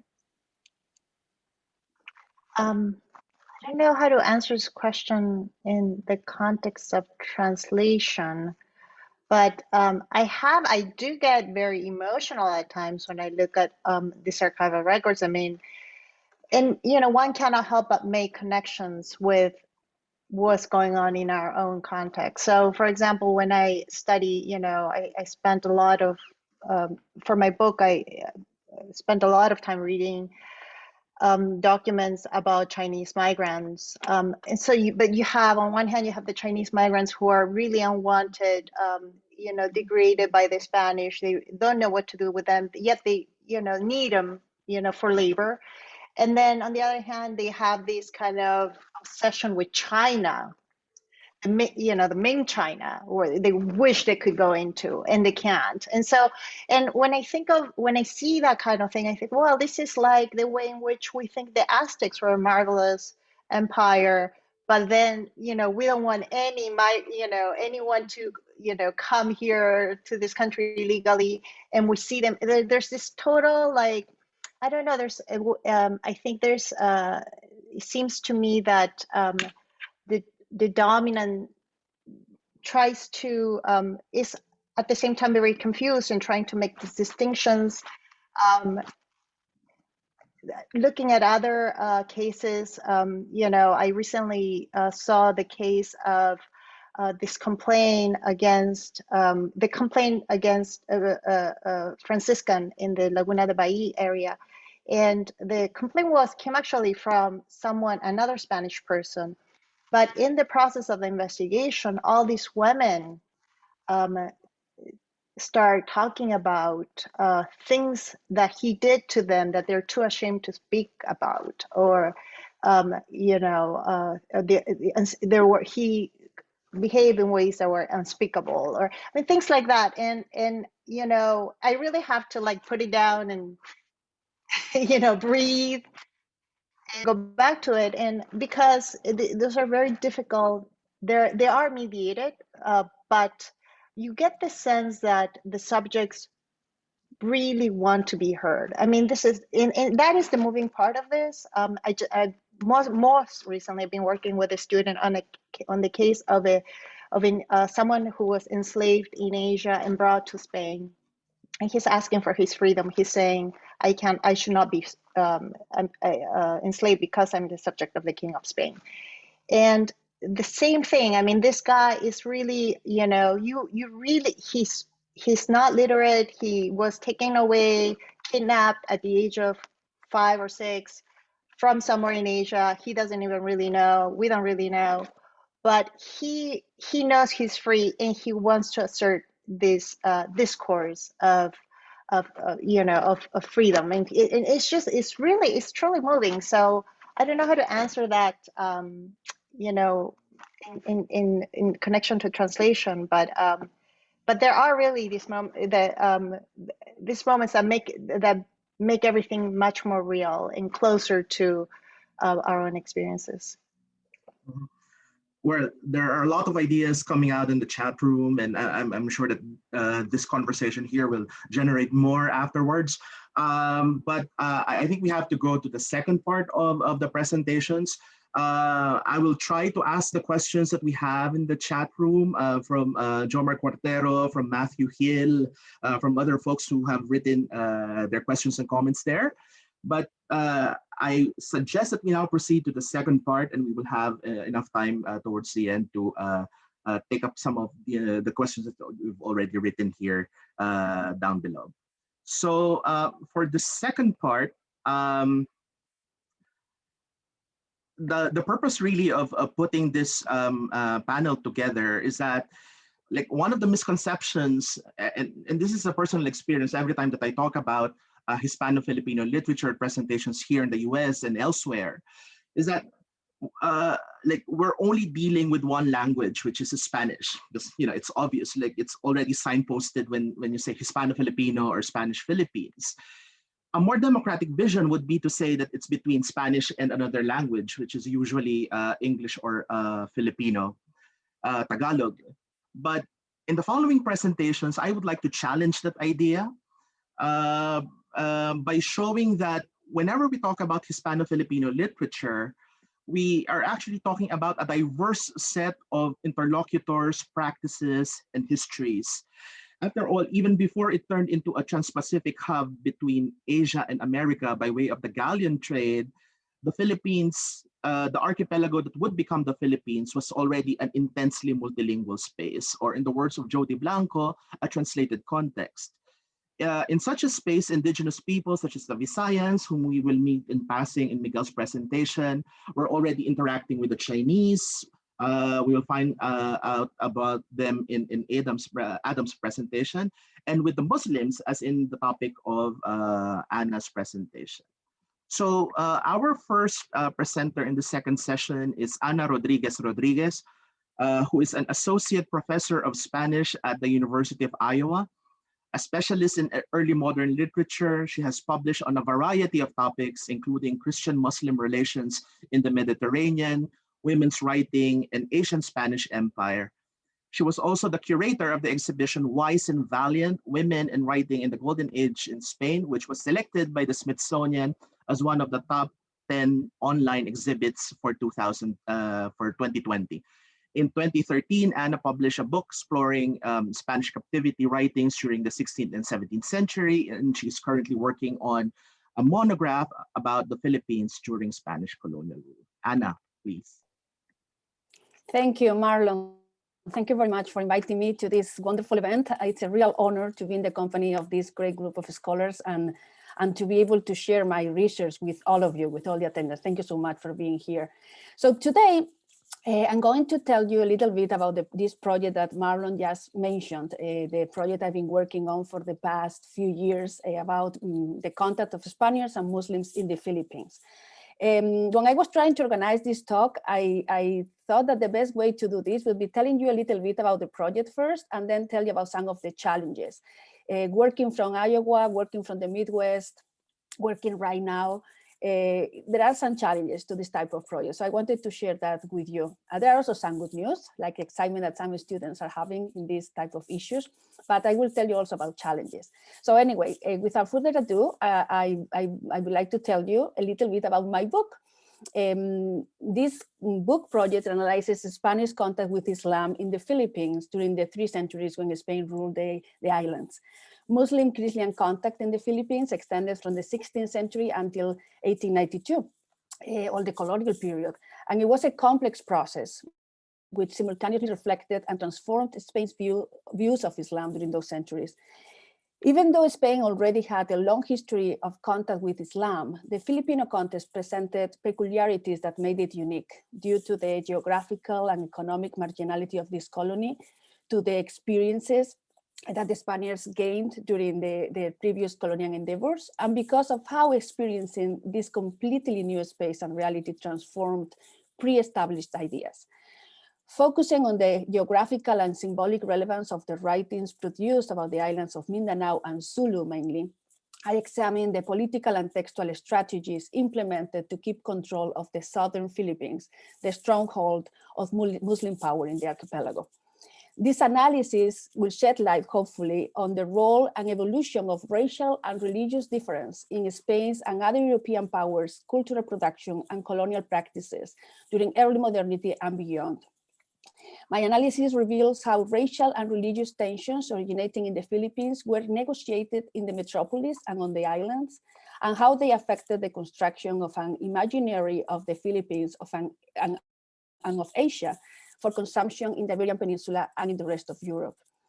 The long history of defining Spanish and more broadly Western identity in opposition to Islam was a factor that determined to a considerable extent, I believe, the new encounters taking place in the distant Asian outpost, as well as their textual representations. In 2015, the Modern Language Association approved the Global Hispanophone Forum, focused on the geographic territories that were once part of the Spanish Empire, located beyond the Americas and the Iberian Peninsula. The creation of this forum reflected and also encouraged renewed impulses to expand the field traditionally known as Hispanism or Hispanic studies, to include peripheral territories such as the Philippines. After years or even centuries of oblivion regarding such an important colony as the Philippines, my book wishes to contribute to this extremely productive area of study, expanding our knowledge of the diversity of realities and dynamics that characterize the wider Spanish Empire. In addition, the common opinion that sees the 17th century as the last time that Muslim populations inhabited areas of Spain and its colonies needs to be urgently debunked, with a precise explanation and analysis of the confrontation with Islam in the southern islands of the Philippines up to the end of the 19th century. One of the main difficulties that this field of study encounters is the scarcity of easily available primary and secondary sources. And my project also wants to contribute to solving this situation through a rigorous consultation, analysis, and dissemination of available resources, which will then be more readily available for current and future scholars of the fields. We all know that when Spaniards arrived to the Philippines in the 16th century, Islam already had a consolidated presence in the south of the islands and was starting to expand toward the northern islands as part of the wider general growth of Islam in Asia, which began in the 18th century. Around the beginning of the 17th century, 1600, the Islamic presence in Sulu was consolidated through political alliances with neighboring Muslim principalities in order to fight against the Western colonizing forces. At the beginning of the 17th century, in Mindanao, the Spanish colonization and Christianization efforts also reinforced attitudes favoring the establishment of Islam by provoking, especially during the kingdom of Sultan Kurarat, a general awareness of belonging to the wider Islamic community. The arrival of the Spaniards gave way to a series of political, military fights that determined life in the islands for generations, up to the very end of Spain's occupation of the Philippines. This conquest, the Spanish conquest, didn't properly begin until 1565. And around that time, the Spanish monarchy was confronting Islam on various fronts. It was fighting the Ottomans, the Turks, in the Mediterranean, while simultaneously going through one of the tensest moments in its relationship with the Morisco community. The Moriscos, as we know, the Muslim descendants who have converted to Christianity. And these moments, this tension would end up causing a revolt in the Alpujarras, Granada, in 1568. Both the confrontations with the Ottoman Empire and the tensions with the Morisco community will determine the approach to be taken towards the Muslims in the Philippines. Since the first years of Spanish occupation, numerous participants in the conquest associated Filipino Muslims to the totality of Islam as continuators of Turks, Northern Africans that Christianity had to confront in the past and present times. And Melchor de Avalos, for example, the first judge of the Manila Audiencia, describes them in 1585 as descendants of Muslims from Granada. He describes like this, Muslims in the Philippines. However, the Filipino context presented peculiarities that made it unique. Firstly, because of the geographical and economic marginality of this colony within the Spanish Empire, whose connection with the rest of the Hispanic world depended for a long time on the Manila galleon, which traveled once or twice a year between the Philippines and New Spain. Secondly, due to the experience the Spaniards gained during the previous colonial endeavors in Africa and America, which offer a lot of knowledge, but would also prove non-applicable in other aspects in the Philippines. Spanish colonial power in Islamic territory was problematic in the Philippines. Spaniards were at an eccentric point in the islands, far away from the political, economic, religious, and cultural center from which emanated the authority that they wished to exercise in their confrontation with the Muslim other, in a hostile space where there was a real danger of disintegration, literal and symbolic annihilation for them. The authority in the Philippines was unstable, especially in the southern islands, Mindanao and Sulu, where Islam was more firmly established and where Spanish colonial power was challenged for 3 centuries, in what I believe constitutes one, if not the most important resistance in the entire colonial enterprises of the Spanish Empire. The representation of this Spanish colonial presence in the southern Philippines took place in diverse genres, including fiction, historical treatises, political documents, letters, etc. Missionaries, historians, fiction writers confronted the challenge of communicating the experience of a new reality while they negotiated their understanding of their own identity and the complex alternatives they confronted. Their texts reveal a physical and symbolic scenery where official ideology does not always provide an appropriate mold to contain the process of comprehending these new realities. Although some historians are surprised by the incapacity of Spaniards to interpret Filipino Muslims after centuries of contact with Islam, it was precisely this previous knowledge that obstructed the understanding of the reality of Mindanao and Sulu, because it invalidated from the beginning the option of approaching Muslim populations in the islands with openness and with questions. With respect to Muslims, there were fewer questions, or the answers were believed to be known and were difficult to rewrite because the questions had been answered with notions inscribed in Spanish culture for centuries.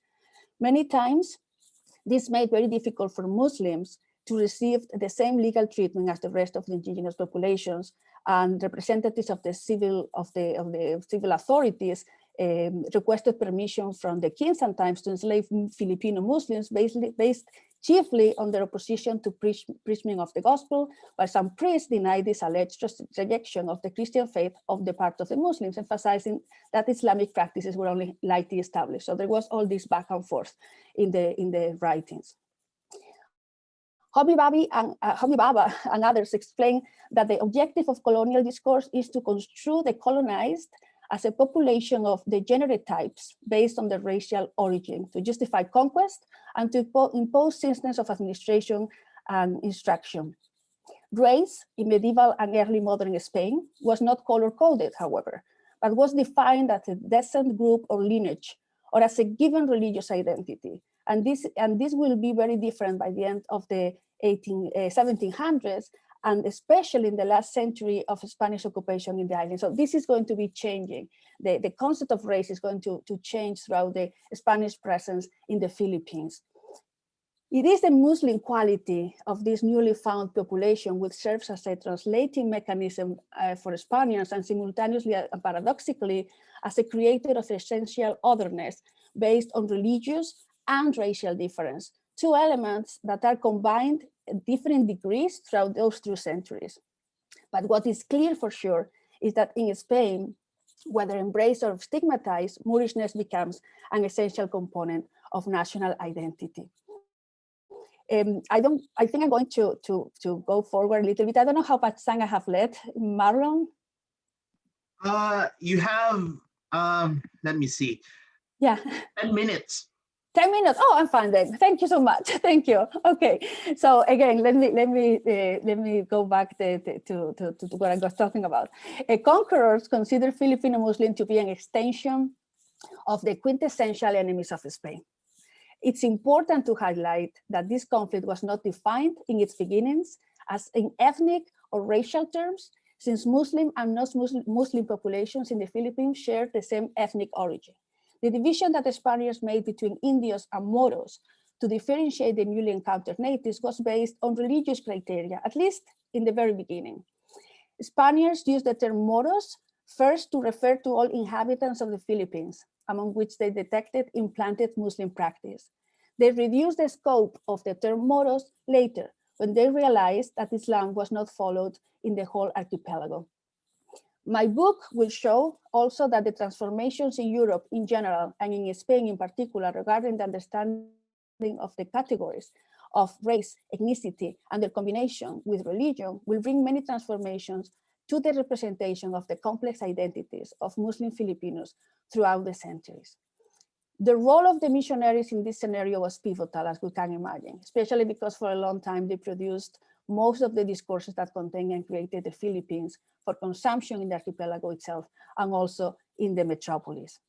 So they were also the ones to learn the native languages, giving them control in many cases of the communication channels between conquerors and indigenous peoples. Jesuits, for example, are particularly important in my project because they oversaw a large part of the southern islands where Muslims were living. And the numerous documents produced by this order are invaluable to study the centuries of Spanish presence in these islands. In all these contexts that I just talked about, we should not forget that the Southern Pacific, where the colonial ambitions of the Spaniards competed with those of the Portuguese and the Dutch, became the site of imperial rivalries and anxieties between the 16th and 19th centuries. Then after the Portuguese and the Dutch, the British will come. So all these rivalries, European rivalries, are going to be transferred to this area, to the Philippines. The conflict with Islam in the Philippines invite the question of the definition of Spanish imperial identity and simultaneously of the fragility of Spanish perception of Islam that were in appearance well internalized due to the long and familiar history of confrontation. Considering these premises, my book analyzes the context of those encounters, the writing mechanisms used to represent the multifaceted contact with Filipino Muslims during these centuries, and the role of racial and religious difference in Spain's and other European powers' cultural production and colonial practices. My research for this book has inspired me to develop actually a graduate class, Writing the Spanish Empire is the name of this class, on the extended Spanish Empire, where I include, this is a novelty in my department, where I include the Asian territories controlled by Spain until 1898. And this course has produced passionate and insightful class discussions and written projects. And here students discovered the profound influence that the Philippines had on the Spanish and European history and culture and vice versa. I see my teaching and my research as inseparable elements, and that's why I'm bringing this teaching experience here, because to be there both connected, I cannot separate both of them. We're educating right now, actually, the next generation of scholars in this field who are already getting ready to continue this type of work. I have to say that one of my PhD students, Bethany Sudivio, is about to start writing a dissertation on race and gender in 19th century fiction written by Spanish travelers to the Philippines. This is one example, and Bethany is not going to be working specifically on Muslims in the Philippines, even though she includes a couple of texts that are related to this from the 19th century. But it would be interesting, I think, to create projects that involve more graduate and undergraduate students into this type of research. One of the things I would like to do when I finishing my book actually now, so maybe next year already. I would like to contribute to changing the lack of research experiences for students. So I want to start a digital project that will bring research opportunities to these students through transcribing, editing, and translating archival materials gathered during my research, eventually creating a digital repository where future students and scholars can access them and add new texts. This is one of the main challenges. I'm going to the challenges now. And this is one of the main challenges. Materials are very diverse. They are not very easy to access. When I started the project, I started analyzing only 2 centuries of Spanish presence of the Philippines. But when it expanded to cover the entire colonial period, this problem really multiplied itself, and because there are numerous texts from different genres, traditions, very different authors, Jesuits, other religious orders, civil servants, travelers, to name just a few, and especially in many different locations. We have here in the Midwest, we're talking about the Midwest today, the Newberry Library, the Lilly Library, University of Wisconsin Memorial Library, the Michigan materials, which are also very important. But many of these materials are not digitized, are not easy to consult, and especially the ones that are abroad, it's very hard nowadays because of the travel restrictions, and also because public universities like the one I work in, University of Iowa, are going through serious budget constraints that really make it difficult to get funds to go to the Philippines or to go to Spain or to go to Mexico or all the different places where these materials are located. And that really is a big problem. Talking about archives in the most material sense, it's hard to access these archives. So I think that we should make an effort to bring those materials to some type of, a space where we could all access them in an easier way. I have a lot of hope in this sense because the wonderful reader that Professor Christina Lee and Ricardo Padron edited is a beginning. I think it's the right thing to do. It's just the beginning of something that could grow much more. Translating materials that are mostly in Spanish, for example, at least in my field, in what I do, and then make them available for more people. I think that's the right way to go. And that should be one of our goals as researchers and teachers. Another challenge that I have found is that sometimes a project like mine and probably some of yours are very hard to fit in. Where do they fit? Do they fit in Hispanic studies? Do they fit in religious studies, in history, literary studies? This is more cultural studies, Asian studies. I mean, sometimes people ask questions. What is this about exactly? So my answer is always the same. This is an ideal project. This type of project is to promote interdisciplinarity. That shows that these are really interdisciplinary projects when they're hard to really make them fit into a particular subfield. So I think that's not a challenge. I think that's a challenge when it is proposed to us, but we have a very easy answer and a very efficient answer, I think. The language is going to be the last challenge I mentioned, so I don't abuse your patience today. The language. What language should this project be published in? Most of my sources, primary sources, are in Spanish, so it would make sense that it's published in Spanish, but then it wouldn't reach a larger audience in the US, for example, or in the Philippines. I think it's important that this type of work reaches the Philippines, and we can have a dialogue with the scholars who are working there on similar issues. So my book is going to be published in English because of that, because I think that right now, I guess it's kind of lingua franca or something where everybody can actually contribute. So that's the last thing I want to say. Talking about language, I can also advance that I'm starting to work on an edition and translation of Francisco de Combe's Historia de Mindanao y Jolo. I know some of you heard me talk, listen to me talking about his book in other venues, like in Princeton and in Antwerp, for example. I went ahead and started to work on that. I think that's part of this process that I was trying to encourage of, translating, communicating, disseminating primary works. That's going to really bring more people to the conversation. So that's what I have to say today. We'll be happy to keep talking later. Thank you. Thank you so much, Anna. We now go to the second presentation, and our presenter is going to be Adam Lifshey of Georgetown University. His current research argues for a comparative cultural study between the Philippines and Taiwan, our neighbor to the north. But for students of Hispano-Filipino literature, Adam's most recognizable works are The Magellan Fallacy, Globalization, and the Emergence of Asian and African Literature in Spanish, and Subversions of the American Century Filipino Literature in Spanish and the Trans-Pacific Transformation of the United States, two monographs that he published with the University of Michigan Press that introduce an international English-speaking readership to Filipino writings in Spanish. Adam. Thanks very much, Marlon, and thanks to all of you. Thanks, Julia, everyone for organizing this, for being here. I'm super happy to be talking with you about Filipino literature, and, well, unsourced translations of the Philippine-Taiwanese trans-archipelago.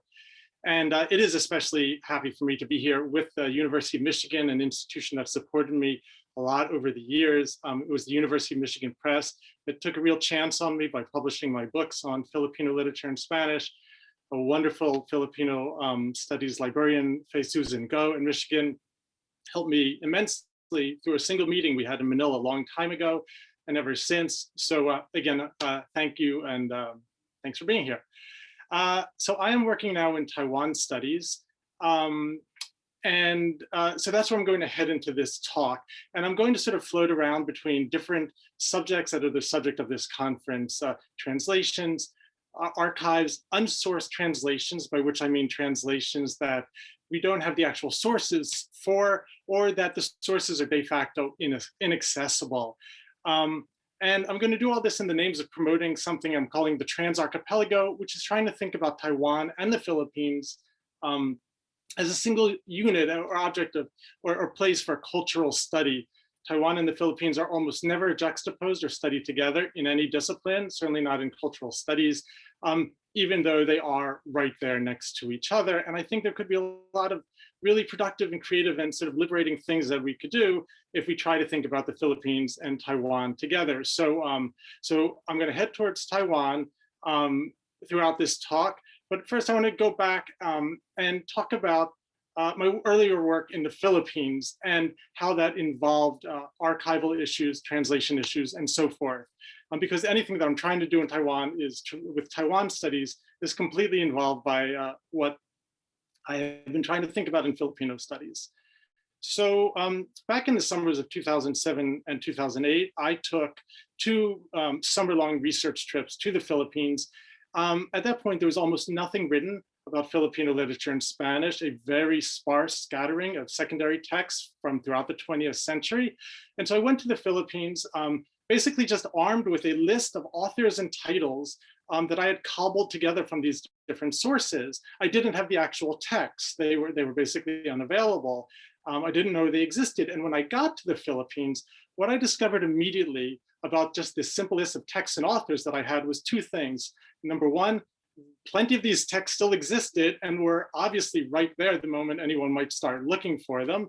And number two, that the little information that had been conveyed about these texts in the secondary literature was often greatly misinformed on basic factual matters, forget about interpretations. And so the clearest example of this was that I went to the Philippines looking for a World War II novel called Los Pájaros de Fuego, Birds of Fire, by Jesus Balmori, which was reputed to be the only World War II novel written in Spanish by a Filipino about the Philippines. It was very famous, but the thing is, no one had actually commented on the text itself because it had been lost after the war, or at least supposedly lost. So here you had what was reputed to be the only text of its kind, which I later found out was not true, and it was reputed to be lost, which I also found out to be not true, because the moment I started looking for it, I found it immediately in one of the sort of most obvious places you would look, the library of the Ateneo de Manila University, where it had just been sitting for decades. And so this is, and in The Birds of Fire, in the preface by Balmori, one thing that stands out is how he wrote this book at risk of his own life. He was writing it during the Japanese colonization of the Philippines during the war, and he was burying the pages in his garden as he wrote them, because if he had been found out, he would have been executed. For sure. So I'm going to get back to Balmori later in this talk, but that was a sense of how the archives looked when I showed up in Manila at that point. By the time I wrote my second book on Filipino literature in Spanish, it became very evident to me that translation was a fundamental part of it, inextricable from the story of Filipino literature in Spanish. I become interested in the operas of a turn-of-the-century writer named Pedro Paterno, who, although he was Filipino and from the Philippines, he did not speak Tagalog well enough to write in it, or even translate in it, but he was a fluent Spanish speaker. That was his dominant language. And so he wrote all of these operas in Spanish. And I was able to eventually find out that his earlier operas circulated in 3 different languages simultaneously. He was writing them in Spanish, but they didn't exist outside of the libretto in Spanish, because to actually put them on, he kept the translator on retainer, essentially, whom he came back to time and again to translate his own works. And this translator translated his operas in Tagalog, and they were performed in that language, so that the opera as a lived thing, a performance that was experienced and interpreted, that existed in reality, only existed in Tagalog, not in Spanish. At the same time, the American surveillance regime was busy translating all of these Paterno operas into English to see whether or not he was being subversive and radical. And so you had the military of the United States producing these English translations that were then interpreted and performed in a way within the halls of the American colonial regime. But as I was thinking about these things, these operas that circulated in 3 languages and were interpreted in very different contexts, I became even more interested in operas by Paterno that we did not have, actually. For example, we didn't have their sources. There was an opera he wrote called Gayuma. I know he must have written it in Spanish. That's all he wrote in. But the only surviving text in the archives that I could come up with was in Tagalog. And it stands to reason that there was a text in English as well, produced again by the US colonial apparatus for surveillance purposes. So I said to myself, what can it mean? All I have to go on is this text in Tagalog. How could this be analyzed without reference to any sort of other source that preceded it or that went around with it? And I was also interested in a text called On the Arrival of Taft, another opera, which I don't have any original sources for. Not the English original that probably existed, not the Tagalog original, which I know existed because it was put on in Tagalog, supposedly put on in Tagalog, or the Spanish, which Paterno would have written it in.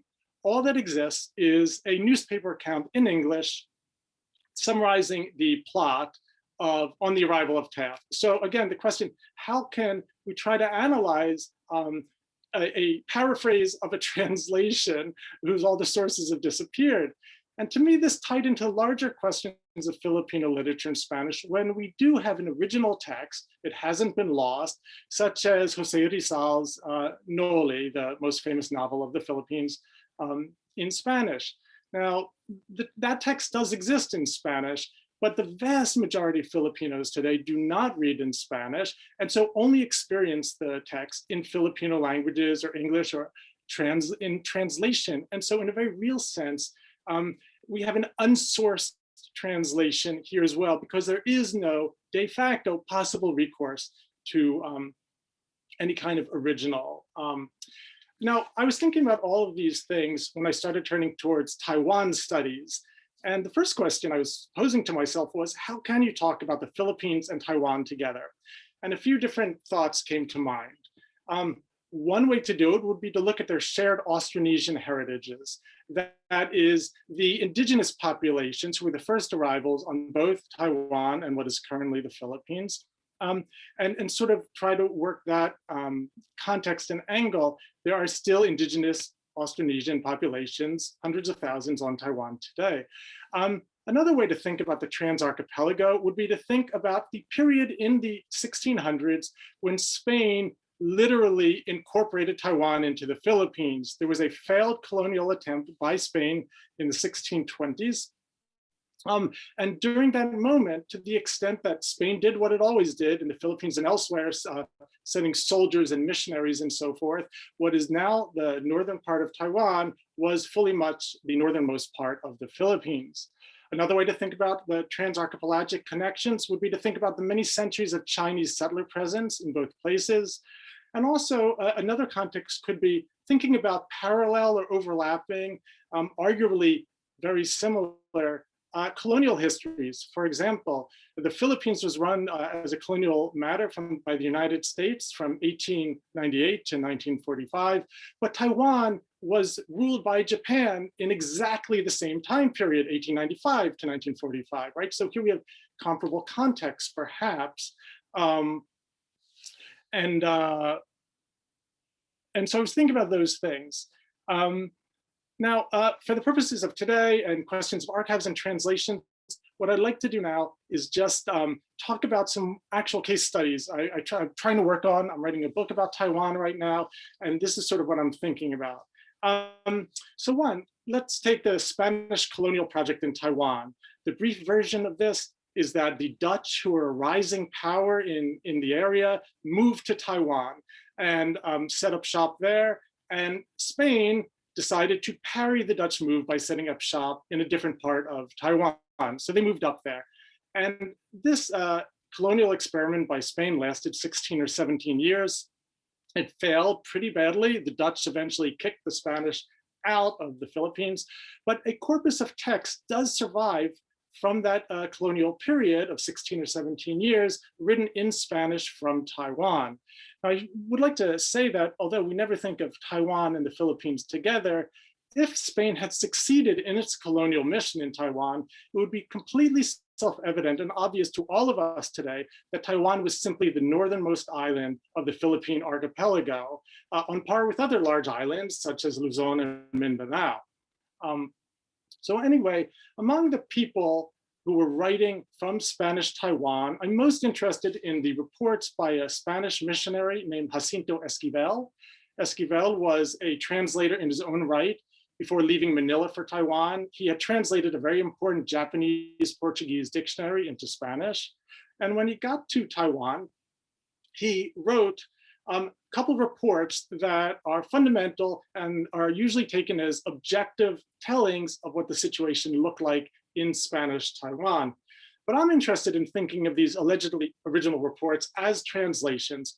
To give you just one example, there's an episode that Esquivel briefly goes over that I find really fascinating. He wanted to build a church and evangelize, proselytize among the indigenous peoples, the Austronesian communities.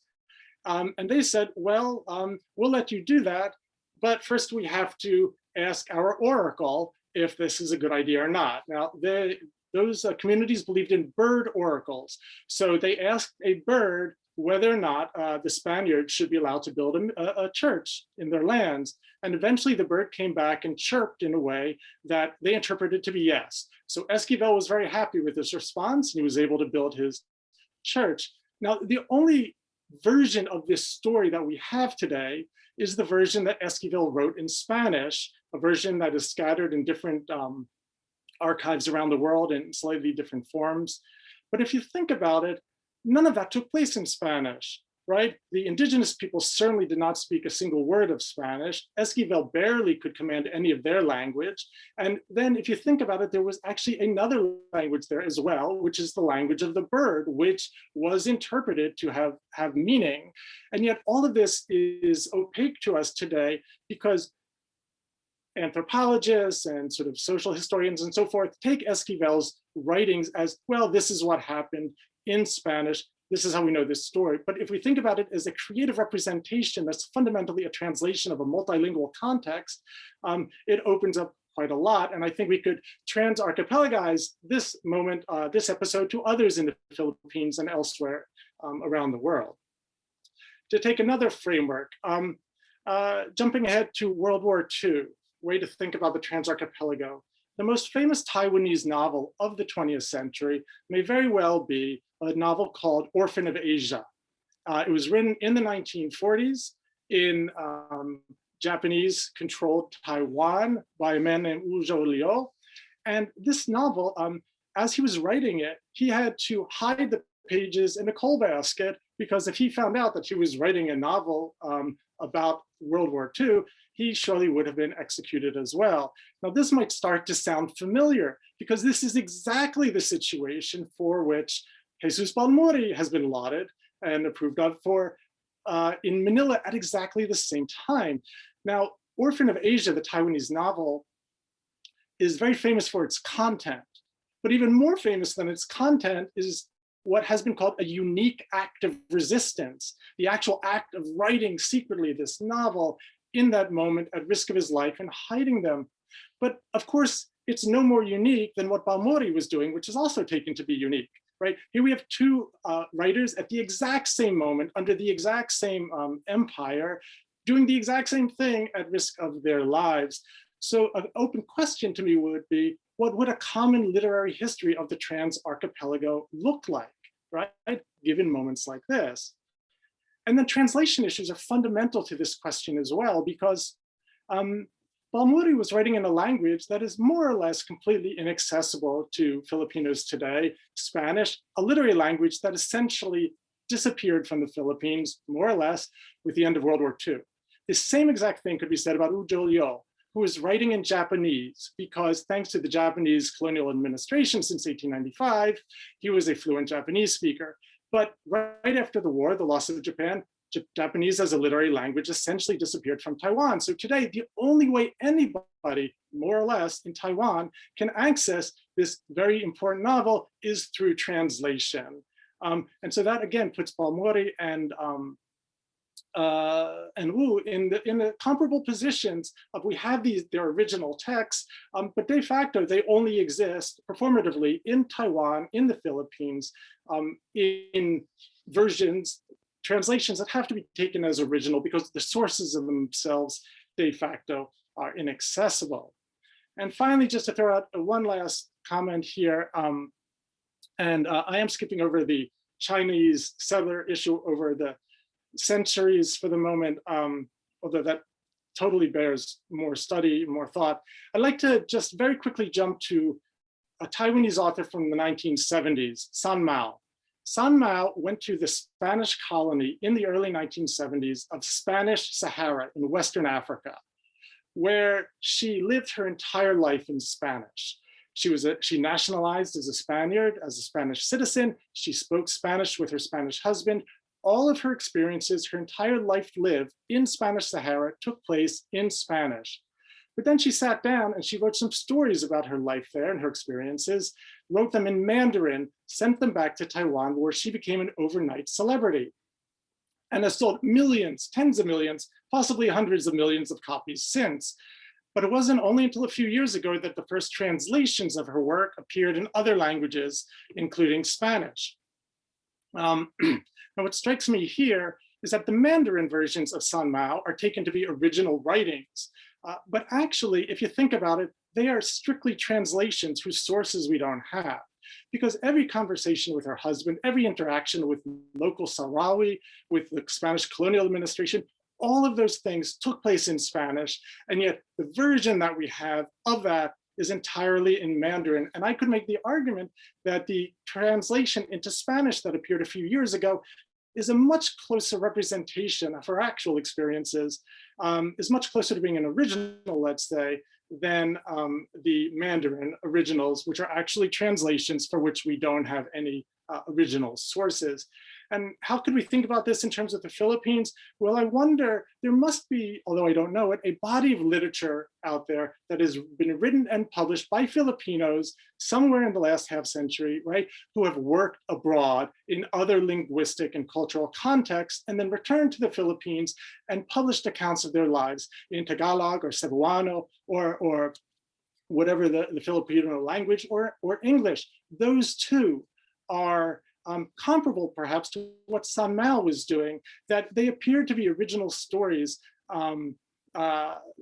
original versions, but actually they're translations whose sources we have no access to. And so if we were to think about them like that, we would see them perhaps as much more creative texts and open up sort of new ways of thinking. And so just to wrap up, I think that if we try to think about archipelagic histories and literatures, then these places that seem so distant culturally and geographically and everything else are actually incredibly close. Taiwan and the Philippines. And there's something very creative, I think, very freeing that would allow us to think about how Filipino studies could inform Taiwan studies, how Taiwan studies could inform Filipino studies, and sort of open up new, liberating, unmoored ways, especially when we think about the archives that we do have and the lack of access to all those originals that we will forever have. So thanks very much for listening. And that's just kind of what I'm thinking about these days. Thank you, Adam. Perfect timing. Okay, so we now go to the third presentation. Our presenter is Miguel Martinez, who is an associate professor of Spanish at the University of Chicago. His research and teaching focus on the cultural and literary histories of early modern Iberia and colonial Latin America.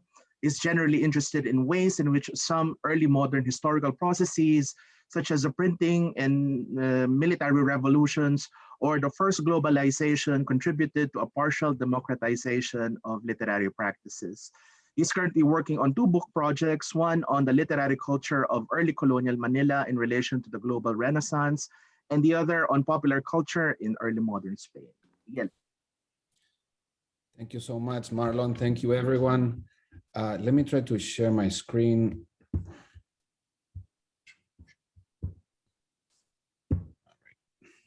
Can you see that? Yep. Well, thank you again, Marlon, for putting this together. This is an amazing series of panels. I'm learning a lot this morning.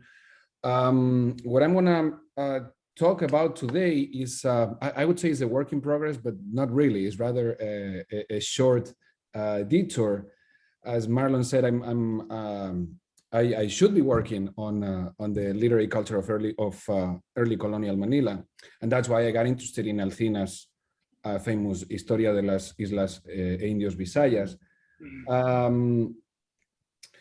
But then I learned about an old editorial project that happened here at the University of Chicago. So I've been excavating that archive, first out of curiosity, and then because Marlon invited me for this.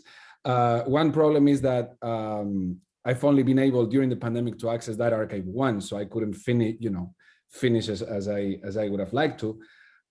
So I apologize if you find any mistakes here, but at least I think I will introduce you to an archive that is not so well known in the Midwest, right? So I'm going to talk about 3 different things. First, I'm going to very briefly talk about Alcina's Historia, for those of you who are not familiar with it. Then I will talk about what I learned about this editorial project that eventually failed in the sense that it was never published, although some people have used it. And then I will end with first with a glimpse of the correspondence between 2 members of the team, of the editorial team of Alcina, and some considerations about archives, translation, colonialism, etc. So, Father Francisco Ignacio de Alcina's Historia de las Islas Indios Visayas, finished in 1668, is undoubtedly the best ethnography of Philippine society and the best natural history ever written in the colonial period. He was, in a sense, the Jose for Latin Americanists, right? The Jose de Acosta of Southeast Asia, and he wrote in the wake of his American forefather and fellow Jesuits, Historia Natural y Moral de las Indias. Divided in 2 parts, 7 books, and hundreds of chapters, Alcina's ethnographic encyclopedia is accompanied by a secular and ecclesiastical history of Samar, Leyte, Cebu, Negros, Panay, Bohol, and other smaller islands in the Visayan archipelago. So this work deserves much more attention than it has received, I believe, beyond its richness as a source of ethnohistorical knowledge about the Philippine past. The text itself and Alcina's gaze, I believe, are worthy of analysis. Born in 1610 in Gandia in Valencia, the native town of San Francisco de Borja, by the way, Alcina devoted his entire life to the company of Jesus. And apart from a few trips to Cavite and Manila, where he arrived in 1632, he spent most of his time between Samar and Leyte, mostly. During his lifetime, he was appointed to different leading positions in the company, and he had a thorough knowledge of the language and the people he saw himself tending to, right? Spiritually, as well as he had 35 years of experience in the Visayas, and he was arguably one of the most important Jesuit agents outside of Manila. He claims to have written this work actually almost in oblivion of Castilian, which was not his first language, by the way. It was Catalan or Valencian. And he says, it was written in a place and time in which I could have almost forgotten the Spanish language.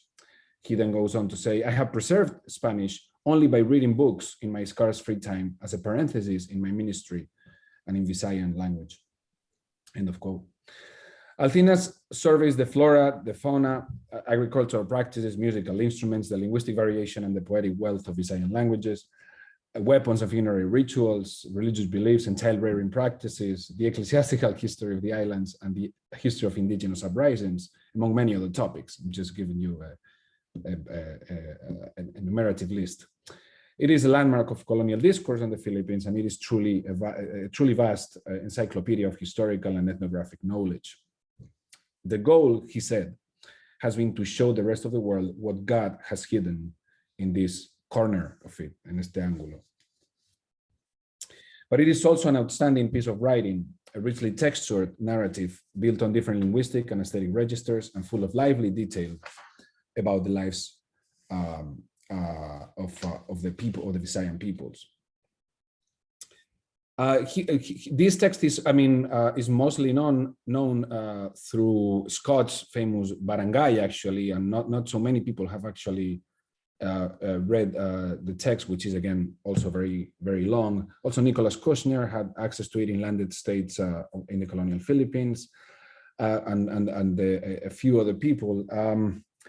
As you can see on the screen, his textual ethnography was accompanied by some pretty great images.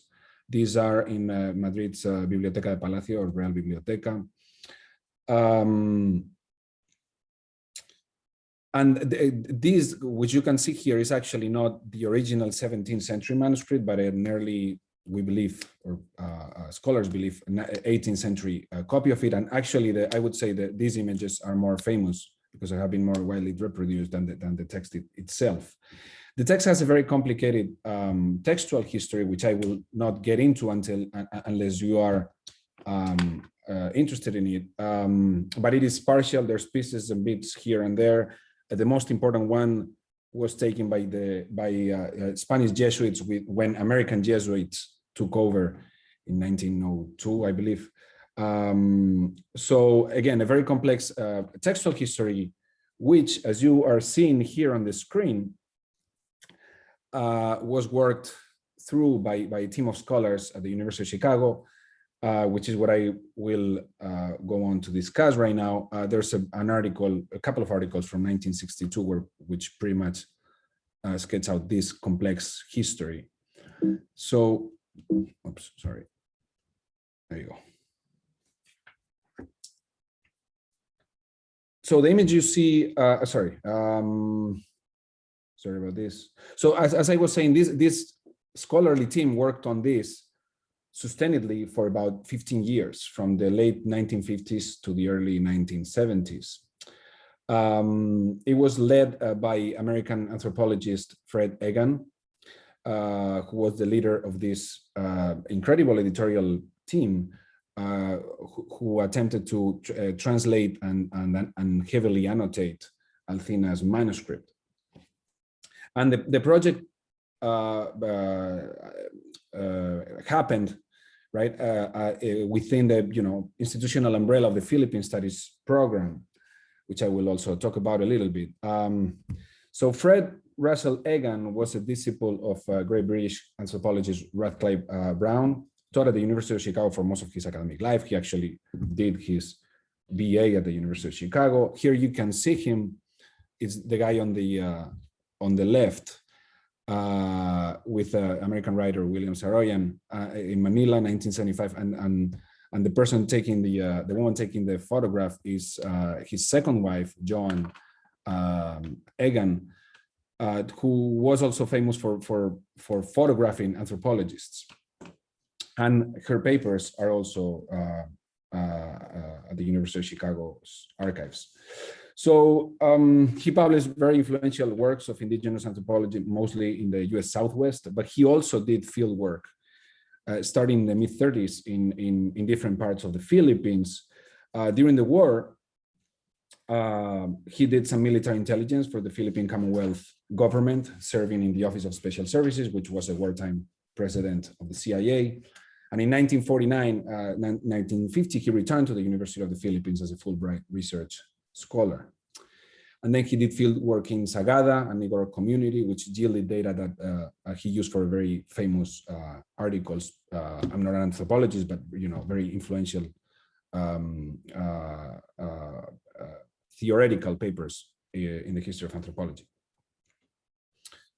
So here's another picture of him. There's actually, this is another interesting, there's a huge visual archive related to the Philippine Studies program at the University of Chicago that I'm not aware that has been,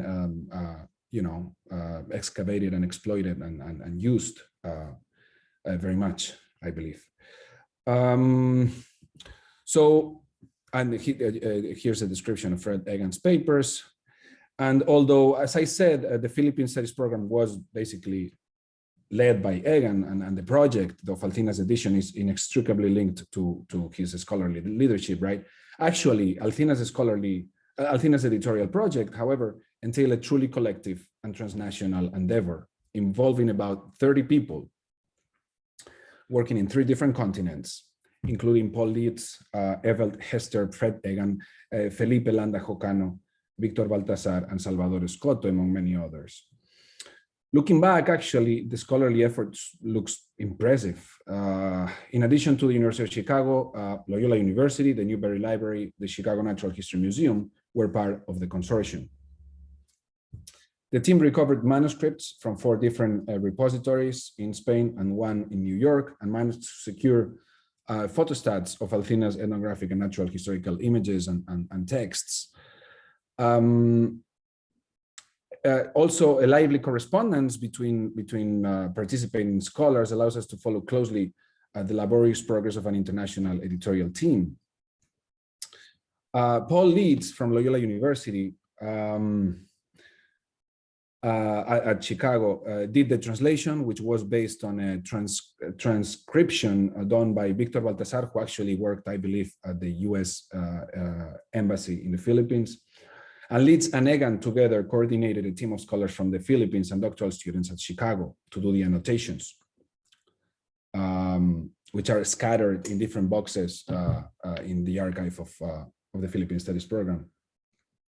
But these annotations required vast linguistic expertise in Visayan languages, as well as experts in zoology, botany, history, and ethnography. Actually, hopefully you can see in the screen the notes by Silverio Sendaña, who was a professor of entomology and zoology at the College of Agriculture at UP.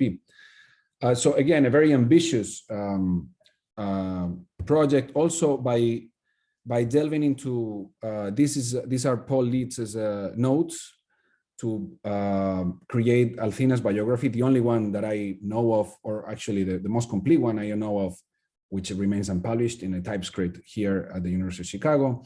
And these notes were taken both from Roman Jesuit archives, but also, speaking of Midwestern archives, right, at SLU, San Luis University's microfilm library, which I'm sure some of you have worked with as well, right?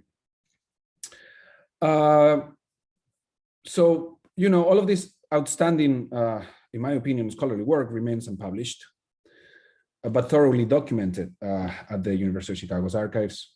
And by assembling with just a little reconstruction and a little bit of work, it would be possible to prepare the text for publication today. Basically, they left it ready.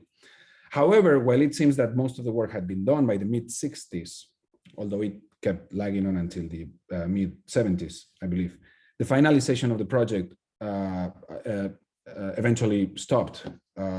And I guess this is an important question, but I have not been able to figure out why it failed or why it was not published. I'm pretty certain, though, that this is how they tracked progress of the work that they were being done. I mean, there's a large file attached to this project. So I was saying I don't know the cause why this project eventually was not published. By the way, the only complete edition of Alcina's text that we have today was done by Victoria Yepes at CSIC in Spain in the late 90s. But it's of course, it is a project of a totally different scope. It's just basically an edition of the text in Spanish with a few notes and an introduction. So as I said, it was not. I'm pretty certain that they didn't run out of money. That was not the issue. The Philippine Studies Program and Alcina's edition were very generously funded by a series of grants from the Carnegie, Rockefeller, and Ford foundations.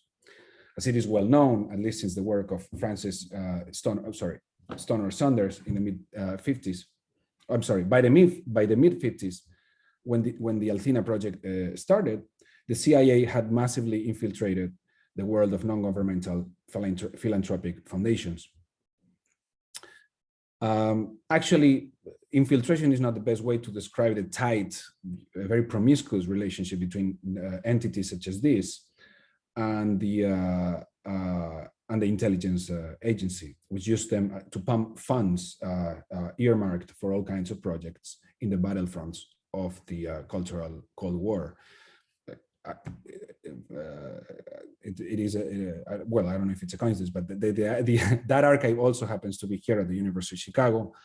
The archive it's properly sanitized, of course, but those are the papers of what was called the CIA, the Cultural CIA, or the Congress for Cultural Freedom, and then it was exposed by an article at the New York Times in 1966. This is a well-known story, and then they changed names and kept operating.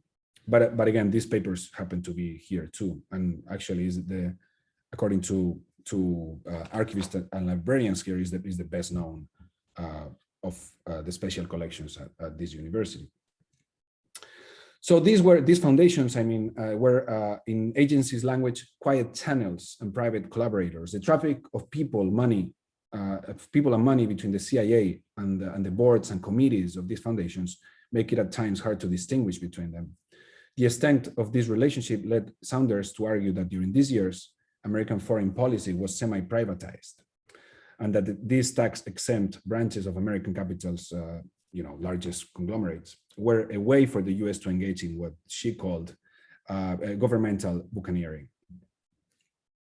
Now, this does not mean, of course, that those scholars involved in the Alcina project were CIA agents in any way, right, or anything of the sort. There was hardly any writer, artist, journalist, or scholar who did not participate knowingly or unknowingly in some kind of initiative funded by the CIA money during the 50s and 60s. It was a huge operation and loads of money. In the case of research projects, for instance, CIA funding was involved in nearly half of the grants made during the mid-60s, for instance. But by following, so again, I'm not claiming anything close to that. This is a CIA project or something like that. But by following the correspondence between some members of the Alcina scholarly team, it is actually possible to uncover a story of controversy around the post-colonial, or rather colonial incursions of U of C, University of Chicago's Philippine Studies program in the fields of Philippine anthropology and ethnohistory, in which, of course, Alcina's edition was one of the program's initiatives.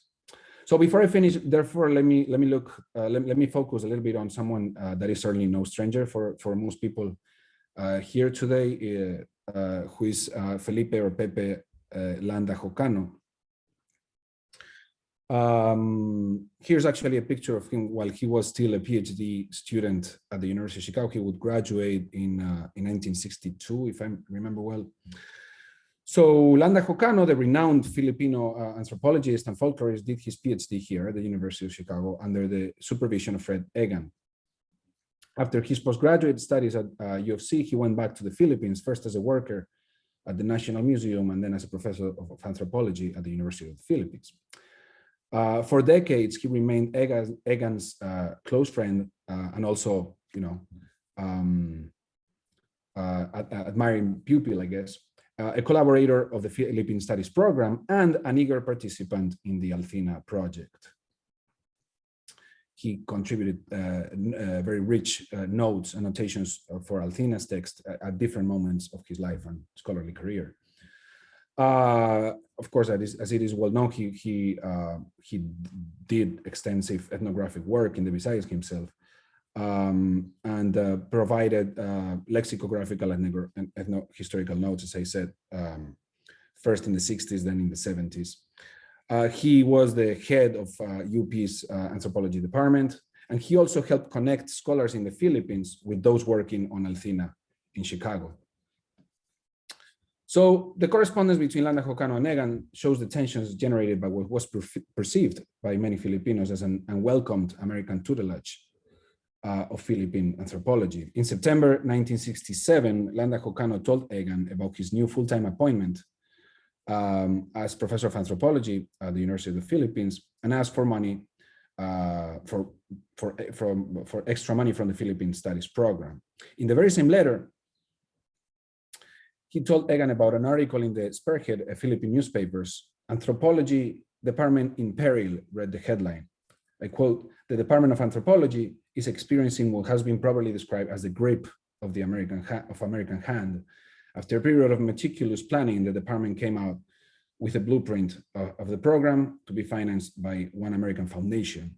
It was presented to the administration only to be discarded by the American group and substituted by a program prepared by the University of Chicago," end of quote. The rendering may be sensationalist, but they were not alone in denouncing American involvement in higher education and research in the field of anthropology. 2 years earlier, in 1965, Landa Jocano had written to Egan about his intention to found, together with Mario Zamora, a Philippine journal of anthropology with the financial support of US foundations. They encountered resistance, apparently.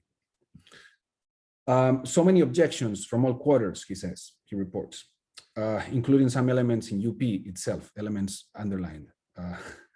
But no worry, we're not giving up. We're just waiting the right time. In October 1970, he registered the student resistance to the American system of scholarly sponsoring and covert cultural diplomacy. If granted for foundation money, he says, for his department, Landa Jocano offered Egan to, quote, bargain with the student leaders and the school administration, but he recognized that even if persuading the Ford Foundation to set up a field laboratory of anthropology for Southeast Asia here in UP, he means, the success of his endeavors would depend much on student temper. This is, I believe, only 1 year before the Diliman Commune and all the student agitation. The most surprising of Landa Jocano's letters would come in 1973, though, precisely the year when he submitted his second substantial collaboration for the Althina project in the form of a number of linguistic and ethnohistorical annotations to the text. Our small department, he says, is not growing in terms of personnel, but getting stronger in terms of output and research. Since the declaration of martial law eliminated the cumbersome student activism in the campus. In the same letter, he acknowledged that his book on the prehistory of the Philippines had the approval of the First Lady, namely Imelda Marcos, right? And had in fact been written at her behest because she wanted to have a Filipino put together what we know about prehistory and write it from the point of view of a Filipino.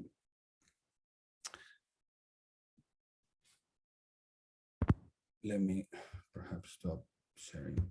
To conclude, in an important essay of 2008, Vicente Rafael referred to Fred Egan, precisely the anthropologist and leader of the program. And he also referred to the Philippine Studies program as the best example of US scholarship on the archipelago. Egan had quoted approvingly a passage by Henry Audley Beyer, in which he argued that the interest of the Philippines resided in that it, quote, contained individuals and groups as primitive in type and culture as are to be found in any region of the world. But the inroads of civilization are rapid, and this condition will not last. It is to be hoped that educated Filipinos will awake to the importance of preserving for future generations the history of their own race. End of quote.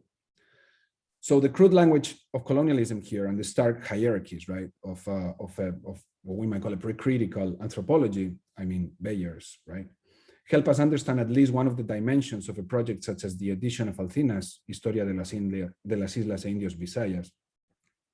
This collective endeavor, whatever the, of course, the well-meaning intentions, the scholarly well-meaning intentions of its leaders, was rooted, after all, in the project of American tutelage in the post-colonial period. Tellingly, Beyer, the author of those words I just quoted, was the one who first wrote to Fred Egan to convince him that the University of Chicago's Philippine Studies program should tackle the daunting task of editing Alcina. So, you know, despite the historical distances, there's an uncanny continuity between the labors of Father Alcina, you know, a Jesuit proto-ethnographer, and those of Egan and his team of Filipinists in the 20th century, right?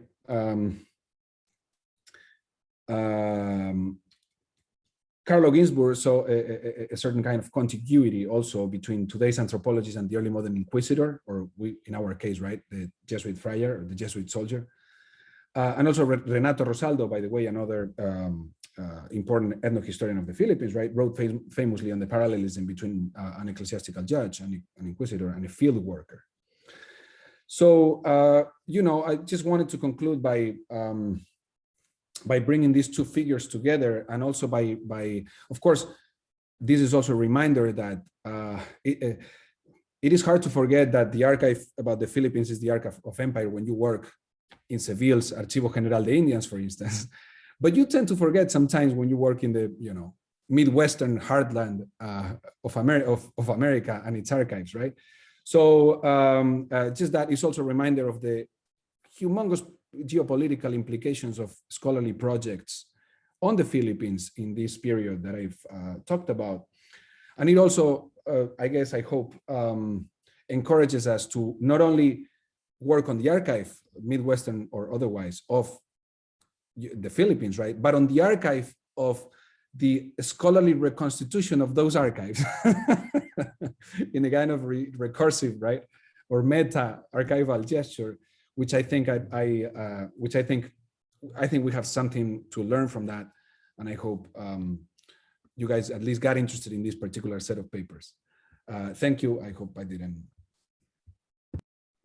Thank you so much, Miguel.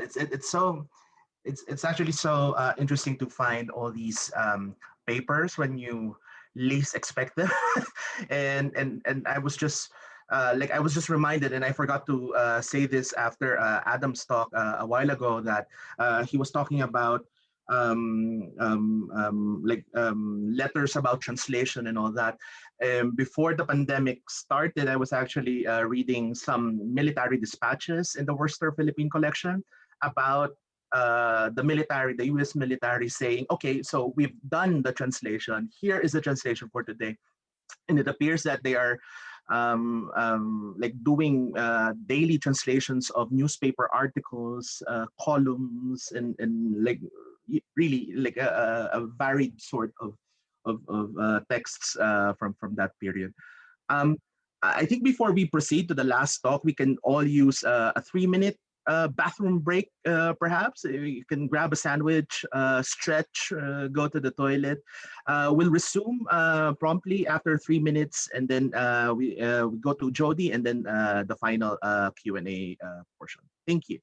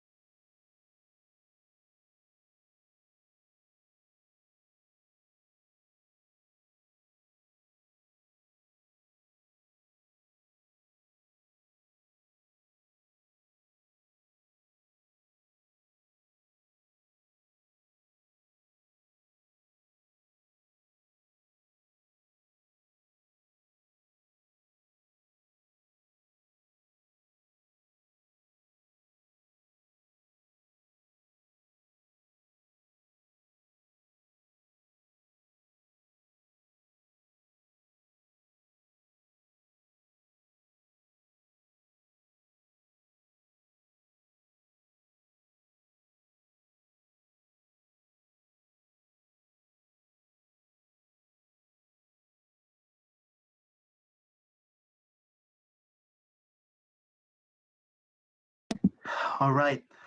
So I think we can proceed to the last talk of the second segment of the seminar, which will be delivered by Jody Blanco, who's joining us from California. Thank you so much, Jody, for waking up early for this. Jody is an associate professor of Spanish comparative literature and cultural studies at the University of California, San Diego. And if I may add, an alumnus of the University of Michigan, where he did his undergraduate degree. His research interests concern the colonial roots of globalization between the 16th and 19th century, and the context that inspire his investigation range from the Spanish Empire in the Americas and the Philippines to the spread of Christianity in the modern period, to the philosophy of modernity and Eurocentrism, comparative forms of imperialism and anti-colonial struggles, and the legal, religious, and racial dilemmas and contradictions of post-colonial societies and states. He is, of course, the author of the book Frontier Constitutions, Christianity in Colonial Empire in the 19th Century Philippines. Jody, please. Thank you, Marlon. Good morning again, everybody. And thank you for having me. Thank you to the University of Michigan for this Mellon-Sawyer series. I'm also going to share my presentation, and I guess I did not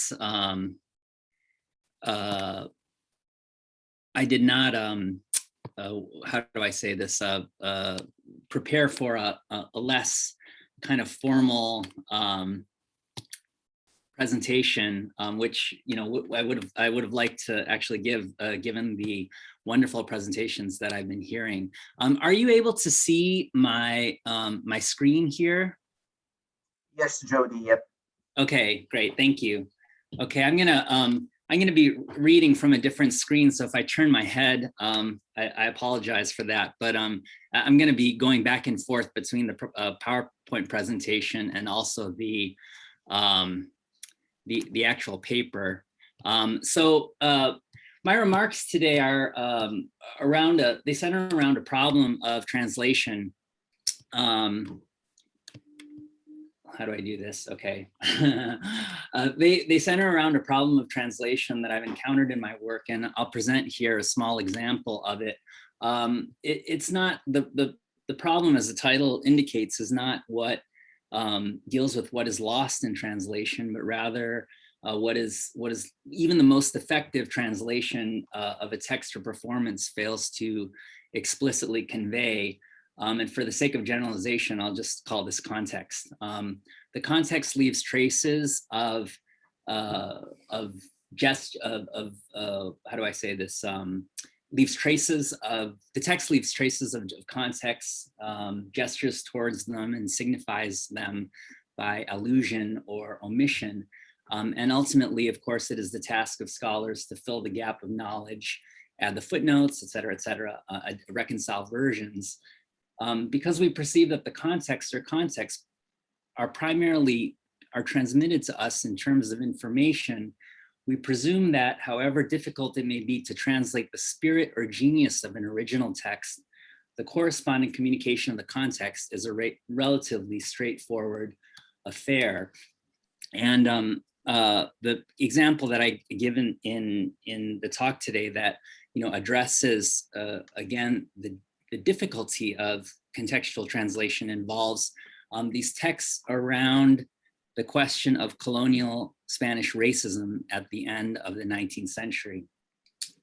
So my presumption about the kind of relationship of text and context and the translatability of texts and the determination of their proper context was the presumption that I kind of went into many years ago when I first started reading Jose Rizal's work. And one of his well-known essays was written upon the publication of a work entitled El Teatro Tagalog, Tagalog Theater, the Tagalog Theater by Don Vicente Barrantes, who was a colonial administrator. Rizal had published the article in a Filipino propagandist newspaper, La Solidaridad, which was published in Barcelona and Madrid between 1888 and 1889. and openly advocated for colonial reforms in the archipelago, the newspaper, I mean. Rizal's essay later appears in the classic anthology of Philippine literature edited by national artists Bienvenido and Cynthia Nograles Lumbera. And while readers like myself were not prepared to understand the, we were prepared to kind of understand sort of the general context in which Rizal is writing. I think that anybody who's read this essay will be kind of taken aback and surprised at the level of animus that Rizal brings to his subject, which floods the text with a sarcasm-laced vitriol, which calls into question Barrante's merits as a writer, scholar, and administrator. So I'm not going to undertake an extensive analysis of the translation into English. I don't think that any translation of Rizal's work, particularly this one, really could possibly fail to capture the outrage, the rancor, and the exasperation of the author in his controversial takedown of a high-ranking official in colonial administration, who is also a member of the Royal Academy in Spain. And for those of you who have been to the National Library in Madrid, there is a portrait of him on the ceiling of the library. In any case, readers may recall the rhetorical strategy that Rizal adopts in his essay. He announces himself to be an ardent defender of Barrante's scholarship, as it is reflected in the book, The Tagalog Theater, only to stage his systematic refutation as Barrantes is persistently discredited by the so-called Tagalog critics, to the point that Rizal, or the narrator, must throw in the towel at the end of the essay and admit with Barrantes' detractors that El Teatro Tagalog has literally no defense or academic or moral grounds. The Spanish author's multiple historical inaccuracies, willful misinterpretations, unearned speculations, and misperceptions of Filipinos in colonial society expose Barrantes in Rizal's account as a pompous pretender and a fool. Rizal further hints at Barrantes' disrepute as a colonial administrator, without, however, revealing the specific infractions or crimes that Barrantes has or may have committed.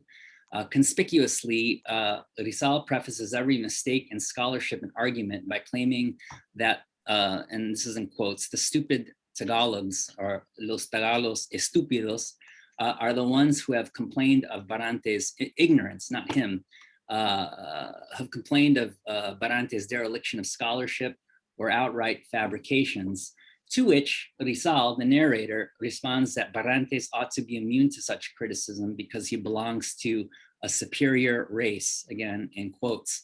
And here's an example from the essay, and I'm actually very embarrassed to say that I did not print out my paper earlier, and if I had, I would have been able to show you the PowerPoint presentation simultaneously.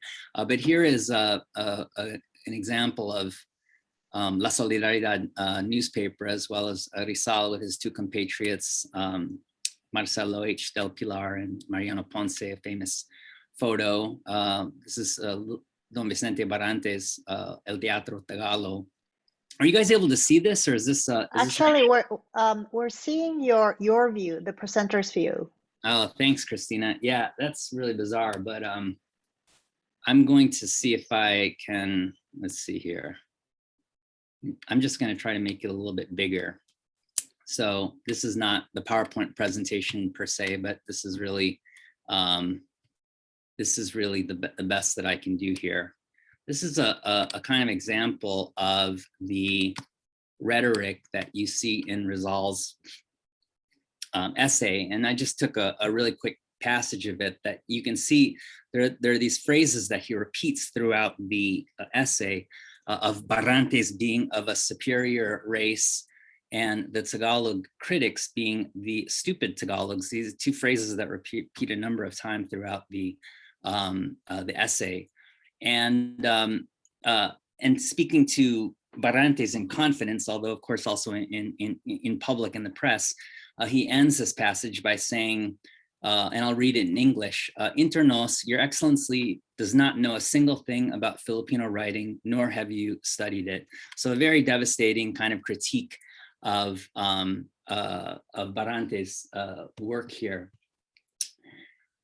Okay, so readers of both the original and the translation might pause to admire or deplore the colorful staging of Rizal's critique. And these are the various sort of kind of aesthetic and critical considerations that we can bring to the essay.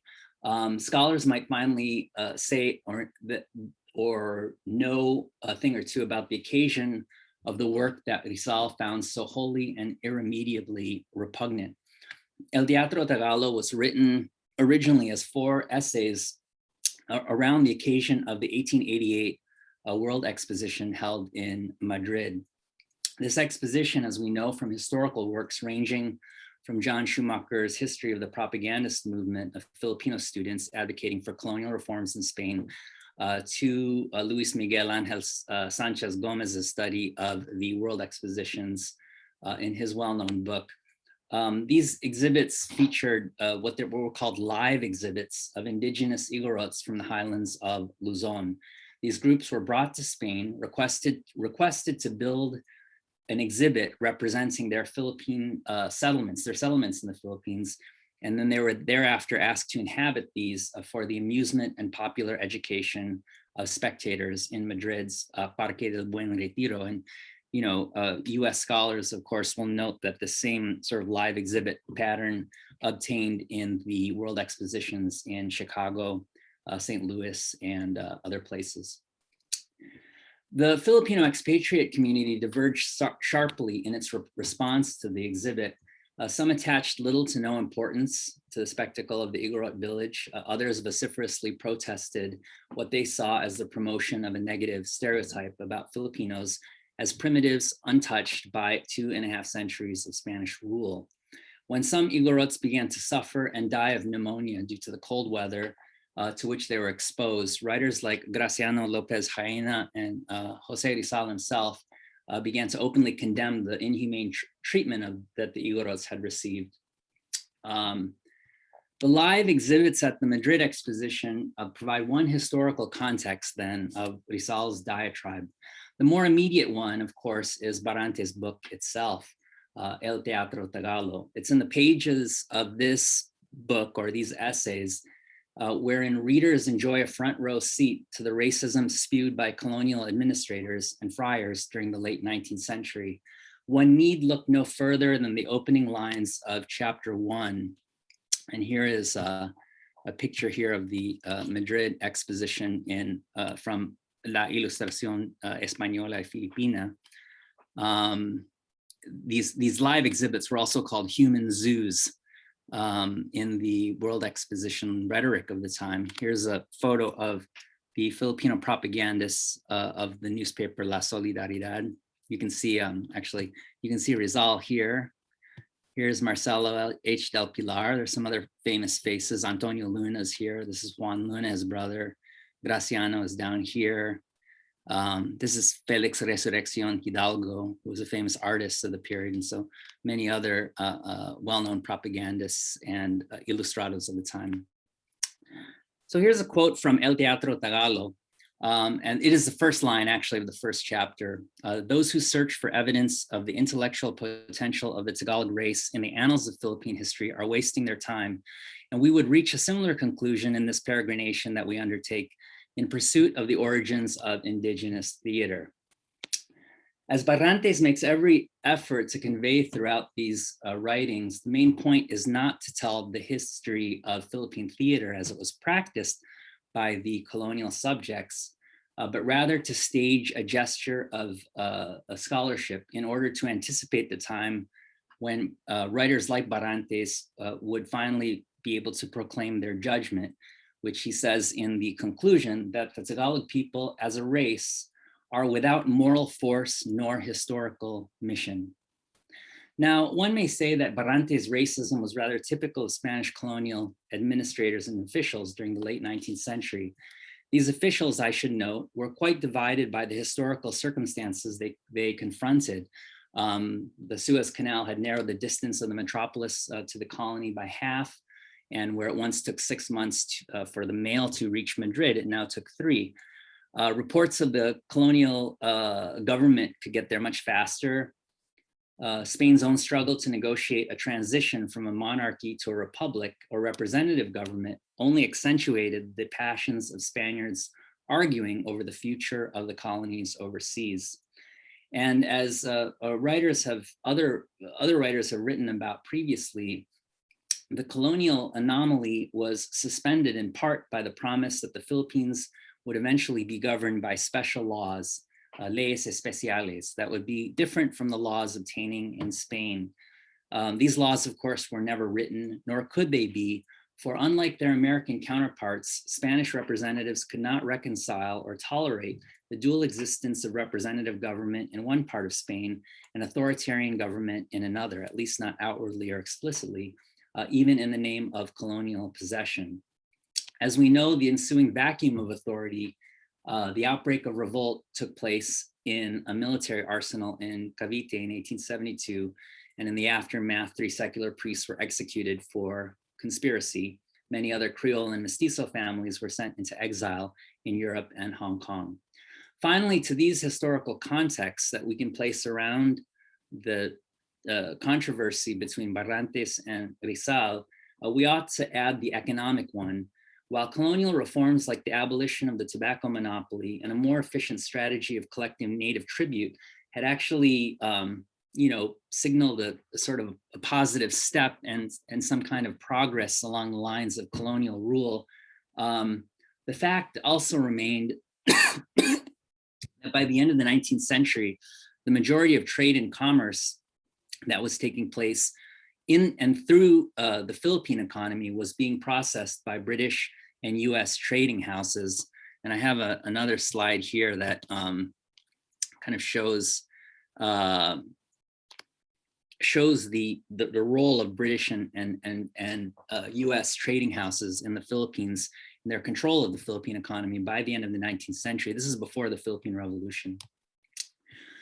So the encroachment of rival world powers overseas, along with the aforementioned factors around Spanish politics and their transplantation to the Philippines, only heightened the ideological divisions between those advocating colonial reform and those insisting on a radical separation between the politics of the mainland and the politics of the overseas colonies. Yet these circumstances still only explain in part what poison wells writers like Barrantes drew from. The legacy of Spain's Reconquista, as well as the conquest of the Americas and the Philippines, was being celebrated anew at the end of the 19th century with naval victories over the sultans of Jolo and Mindanao. Closer to Spain, the Moroccan War had renewed Spanish patriotism, inspiring its citizens with the delusion of becoming an imperialist power to rival those of England, France, and the United States. Needless to say, these wars promoted the representation of racial others, which a later generation of Franco and the Falangistas were eager to sort of use as propaganda devices against the Republican forces during the Spanish Civil War. Finally, it almost need not be said that the age of imperialism was defined by vulgar Darwinism called evolutionism. And here's a little slide on Darwin, which applied Darwin's theories of natural selection and the struggle for existence to the question of races within the larger human race. Yet the legacy of Spanish racism in the Philippines has remained curiously invisible to historians from the post-revolutionary period to today. And I didn't, in a longer talk, I would go through like the various examples in which the omission takes place, but here I'm just going to ask you to indulge me in this assumption that this has actually been the case. So the question I wanted to ask is why? What accounts for the invisibility of Spanish racism? Does something get lost in translation? Rizal's rebuke of Barrantes' racism seems clear enough in his own essay. Se trata de calumniar a la raza, Rizal says, y para calumniarla no se necesitan conocimientos. The book's purpose is to slander a people, and in order to slander them, knowledge is unnecessary, end quote. Throughout the essay, the author always adds to his address of Vicente Barrantes his address to him, that he is of the superior race, and that just as he prefaces every mention of the Tagalogs as stupid and ignorant, the context is addressed over and over again among Rizal's contemporaries, from his fellow propagandist writers like Graciano Lopez Jaena and Antonio Luna, to his German friend and colleague Ferdinand Blumentritt. In fact, it was Blumentritt who explicitly stated in his preface to Rizal's annotated edition of the Antonio de Morga 17th century history of the Philippines that Rizal was motivated, even driven, by the racial animus behind the vehement opposition to colonial reforms. The entire colonial enterprise was being staked for these writers on the question of race, from the racial rationalization of special laws to the live exhibition of Igorots in the Igorot village of the Madrid exposition, to the anti-reformist tracts and polemics written by Francisco Cañamaque, Pablo Fesed, priests like Father Casimiro Herrero and Salvador Font, and Senor Don Vicente Barrantes, the former Director General of the Philippine administration overseas and a member of the Spanish Royal Academy. How do we explain the enduring invisibility of the context of Spanish racism among the corpus of available texts, including the translation of Rizal's entire corpus into English and Tagalog, if not other native languages in the Philippines? What is it about the context of race and racism that stubbornly refuses acknowledgement despite the omnipresence of these debates and controversies at the turn of the 19th century or 20th century? Unfortunately for the reader, my paper ends not with any kind of certain sort of ideas, but rather some speculations. And the first is, of course, probably the most conspiracy laden, which is to say that it could be that just as there were those invested in the 19th century in denying Filipinos any innate or natural capacity for virtue, reason, and aesthetic appreciation, so too there are probably those invested even today in denying Spaniards any capacity for impunity, massacre, slander, false testimony, hypocrisy, and questionable scholarship, especially when it comes to matters pertaining to the spread of the Catholic faith and the supposed piety of the conquistadors in the official memory.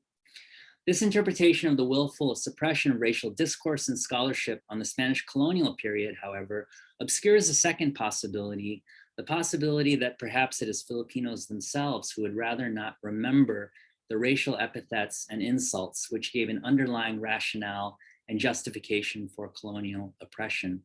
Part of the reason may be, as Paul Kramer has argued in The Blood of Government, that Philippine elites at the turn of the century actively participated in colonial racism of both Spanish and US administrations, using their employment of colonial racism as an evidence of their preparedness to take on the form of self-government.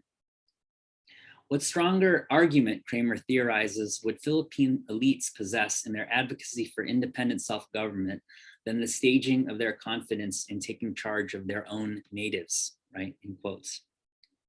A related yet divergent explanation for the invisibility of race and racism in the colonial foundations of the Philippines up to its culmination in the 19th century might be a reluctance to come to grips with our tacit acceptance and even collusion in colonial racism in and through our historical defeat against the colonial powers. As Rizal saw so clearly in his portrayal of the native vagabond Elias in his novel No Le Me Tangere, to expose the social cancer is to acknowledge its entrenchment, longevity, and progress in a history that's wound its way through the lives of not only our own lives, but the lives of our parents, grandparents, great-grandparents, and so on. The profound colonial shame, which has nothing to do with the so-called indigenous concept of hiya, only finds reinforcement in the defeat of the Philippine Revolution at the hands of the Yankee imperialists. One of the first things the colonial government did, incidentally, after the US government came into power, was to restore all the churches to the missionary priests, which the Philippine Revolution had just succeeded in liberating Filipinos from. And in my opinion, a more bitter and ignominious end to the struggle for human dignity in the Philippines could not be imagined. So perhaps an immediate solution to conclude to the historical amnesia shared by diverse parties would be simply to translate the texts of colonial racism so that Filipinos can begin to understand the inextricable relationship of racial division and colonial rule. And there's a couple of slides here I have at the end of some classic texts of Spanish colonial racism for those who are interested. A longer, more ambitious solution might be to have Filipinos learn Spanish again. On an even larger level, one is left to wonder about racism and racial animus between cultures and people under colonial rule, and what aspect of it remains essentially untranslatable. Until we solve that problem, the central arena of conflict between the Philippine propagandists and their detractors will remain not lost in translation, but lost in the original. Stop there, and thank you. Thank you so much. Thank you so much, Jody, for that very interesting talk. I know that the audience will have a lot of questions to ask, a lot of comments to make, but I would just like to go back to one of the questions written previously by Jose Mari Cuartero, who's connecting from the Philippines, because like he was talking about miracles, and I think Adam also talked about miracles obliquely in his talk. So wouldn't you think that miracle work can also be a condition of translation apart from language, but also of religious experiences, especially as seen through the archives? I wonder if Adam can address that, or probably Christina or Deirdre.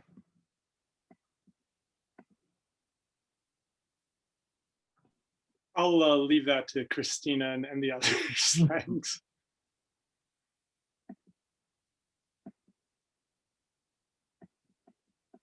I can say a little bit about that. I think, yeah, I think that that's really right.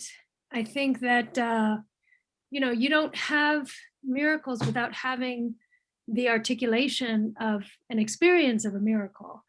And so that in and of itself is already the condition for a certain kind of translation of the, phenomenological encounter of this, with the supernatural, or the experience of the supernatural, into language, into representation. So I totally agree. I think that that's right. And I think that's one of the reasons why, at least, I have been so interested in miracles and apparitions, is because of how they work to render apprehensible what often is very, considered to be kind of an ineffable thing. So I think that's absolutely correct. I also think you said something about Batangas, the province, being perpetually haunted by stories of miracle. I think that's true, but I think that there are definitely other provinces in the Philippines whose inhabitants would claim the same thing for themselves, including in Pangasinan and elsewhere. So, but yeah, thank you for the question. I think you're right. Yeah, for me, the miracle accounts and investigations are interesting because the part that interests me the least is the actual supernatural event, and it's more what people say that's going on at the time and the tensions there are that they speak about at the time. A lot of, sometimes they use the questions that they're asked to complain about things, abuses and such. I always think of something that William Christian Jr. says about these kinds of narratives, and is that I think I might be misquoting it, but it's something like miracles reveal people's deepest preoccupations. And so for me, it's a way of getting at that experience. And I do think, thank you so much for that talk, Jody. It's so moving.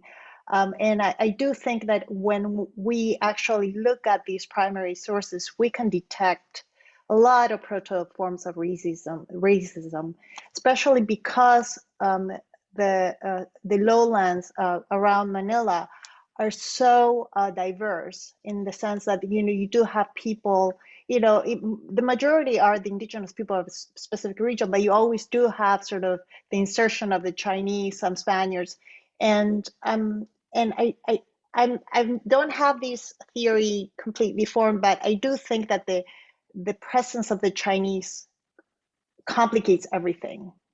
And then what we see happening with the Chinese is that they try to pass. So they try to pass for indigenous, try to pass as mestizo, so there's this passing kind of movement that I think indicates it's a reflection or maybe an expression or a response to what the Spanish are trying to do, you know, in terms of categorization, in terms of efforts to kind of segregate as a means of controlling what's going on. Anyway, thank you so much for that. It's quite interesting to hear all of these conversations about race, because I'm trying to remember now a source from, I think, from the 17th century, who said that the men who from Spain who went to colonize the New World in the Philippines are, in a sense, translated men.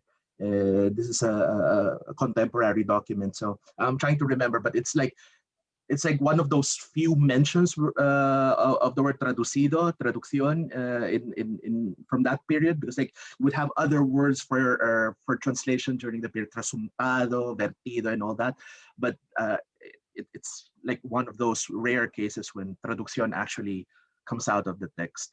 I think it's also interesting that we are like gesture towards race in these conversations, especially coming like after all the recent conversations we've been having about translation and Amanda Gorman's work, and like, you know, the question of who can authentically translate the experiences of people of color into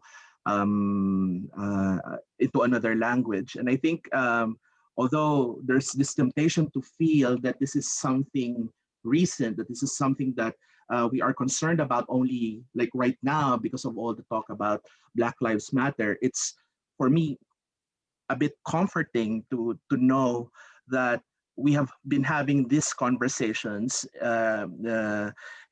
even in those historical texts that are far removed, quote unquote, from our present existence.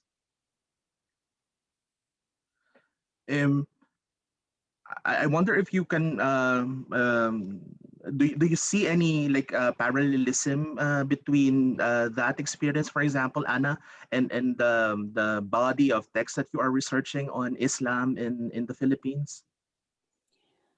One of the most interesting things about the text about Islam is, I think I mentioned this during my presentation, is how the concept of race keeps changing. And how the religion and race and lineage and all these different categories are combining with each other in very fluid ways. So for me, that's one of the most interesting things.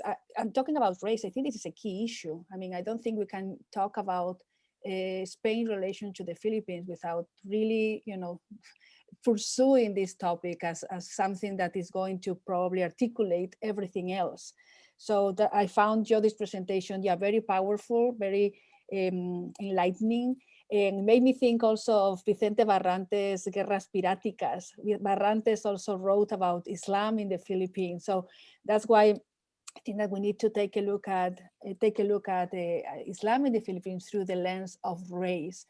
Otherwise, it's going to be, you know, it's going to be a void. It's going to be, I don't know how to call it, but we're basically missing the point. We're missing the point if you don't look at this through this lens.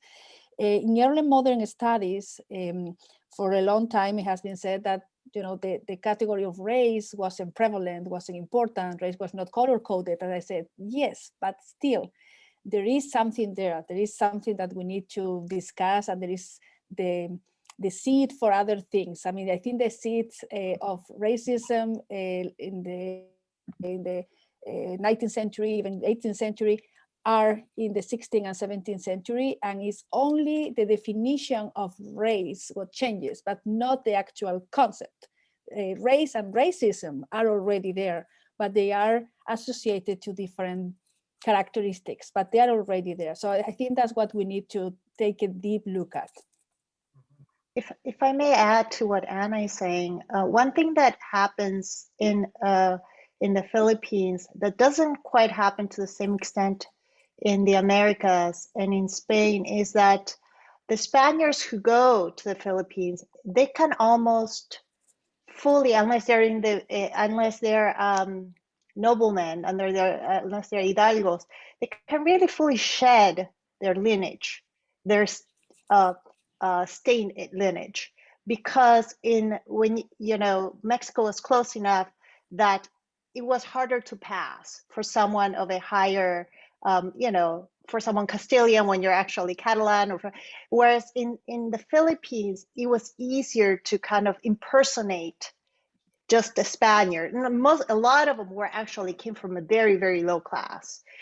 They were, many of them were also illiterate. So what you have is the sort of the Spaniard who comes to the Philippines with the social capital of Spanishness, which cannot happen to the same extent in the Americans. It definitely is not quite happening in Spain. And I think that is what makes racism in that early modern form of racism in the Philippines particularly compelling and exceptional.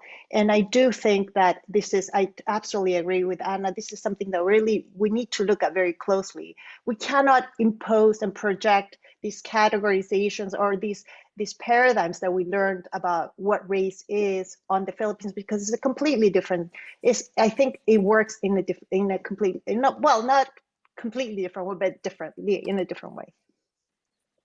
There are actually a lot of several questions in the chat that are very interesting, but since we are winding up this presentation this morning, I'll probably ask this one question to Jody. How might we reread the actions of ilustrados like Isabelo de los Reyes as responding to overlapping or imbricated kinds of Spanish and US colonial racism?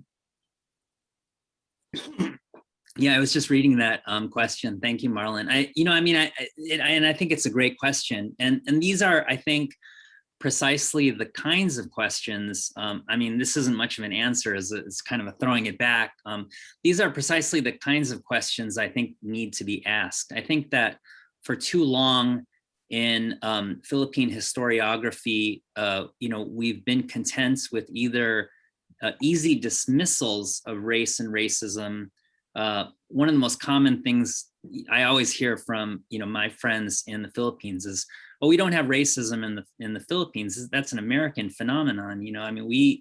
We're all the same race here.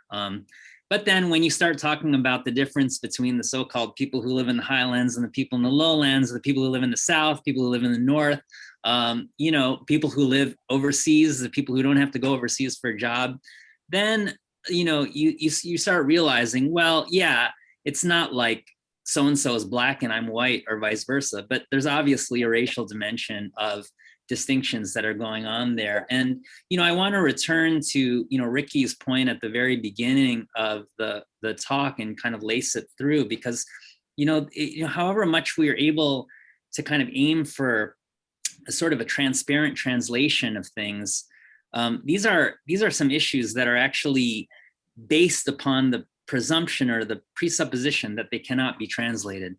Cultural identity of a kind of a racial purity type, or even like a casticismo, or these other kind of concepts that are all part of a racial continuum, whether you talk about it as was that person Christian or not Christian? Was that person baptized or not baptized? There's already a racial dimension, and in Anna's talk, I was thinking, it'd be really interesting to go through like all of these historical terms, Moro, Indio, Tagalog, all of which were used only at specific historical kind of moments, and then took on a kind of a significance in that period of time, but were not necessarily identical with those of the similar analogies to which Filipinos were referred to over periods of time. And, and I think that, the Isabella de los Reyes question, to go back to Christopher's concept, is precisely the kind of research that we need to begin to go into. Like,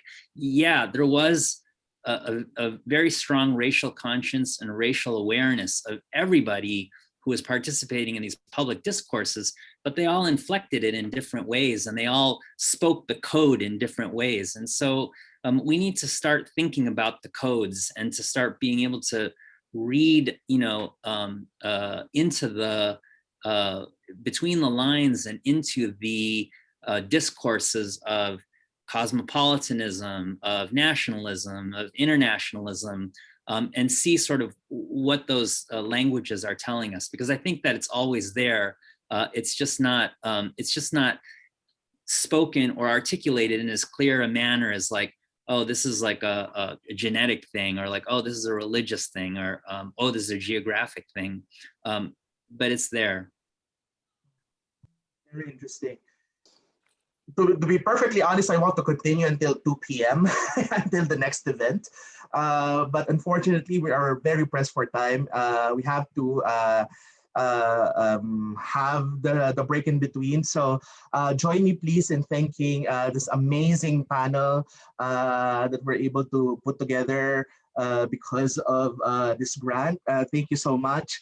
I know that this is not the end. I hope that this is just the beginning of more productive conversations around Hispano-Filipino literature and the archive. For anyone who were not able to accommodate in the question and answers, we have the links to the profiles of our speakers on the website of the seminar, so you may want to contact them directly through email. Join us later at 3 p.m. For a conversation between Harold Augenbrum and Gina Apostol with the title Translation as a Critical Practice for Authoring a Nation in Transit. From Ann Arbor, thank you so much. Maraming salamat po. Muchas gracias. Thank you, Marlon. Thank you. Salamat, Marlon. Was great, Marlon. Thanks, Marlon. Congratulations. Yeah, Really great. it's amazing. Thank you. Yeah. Wonderful.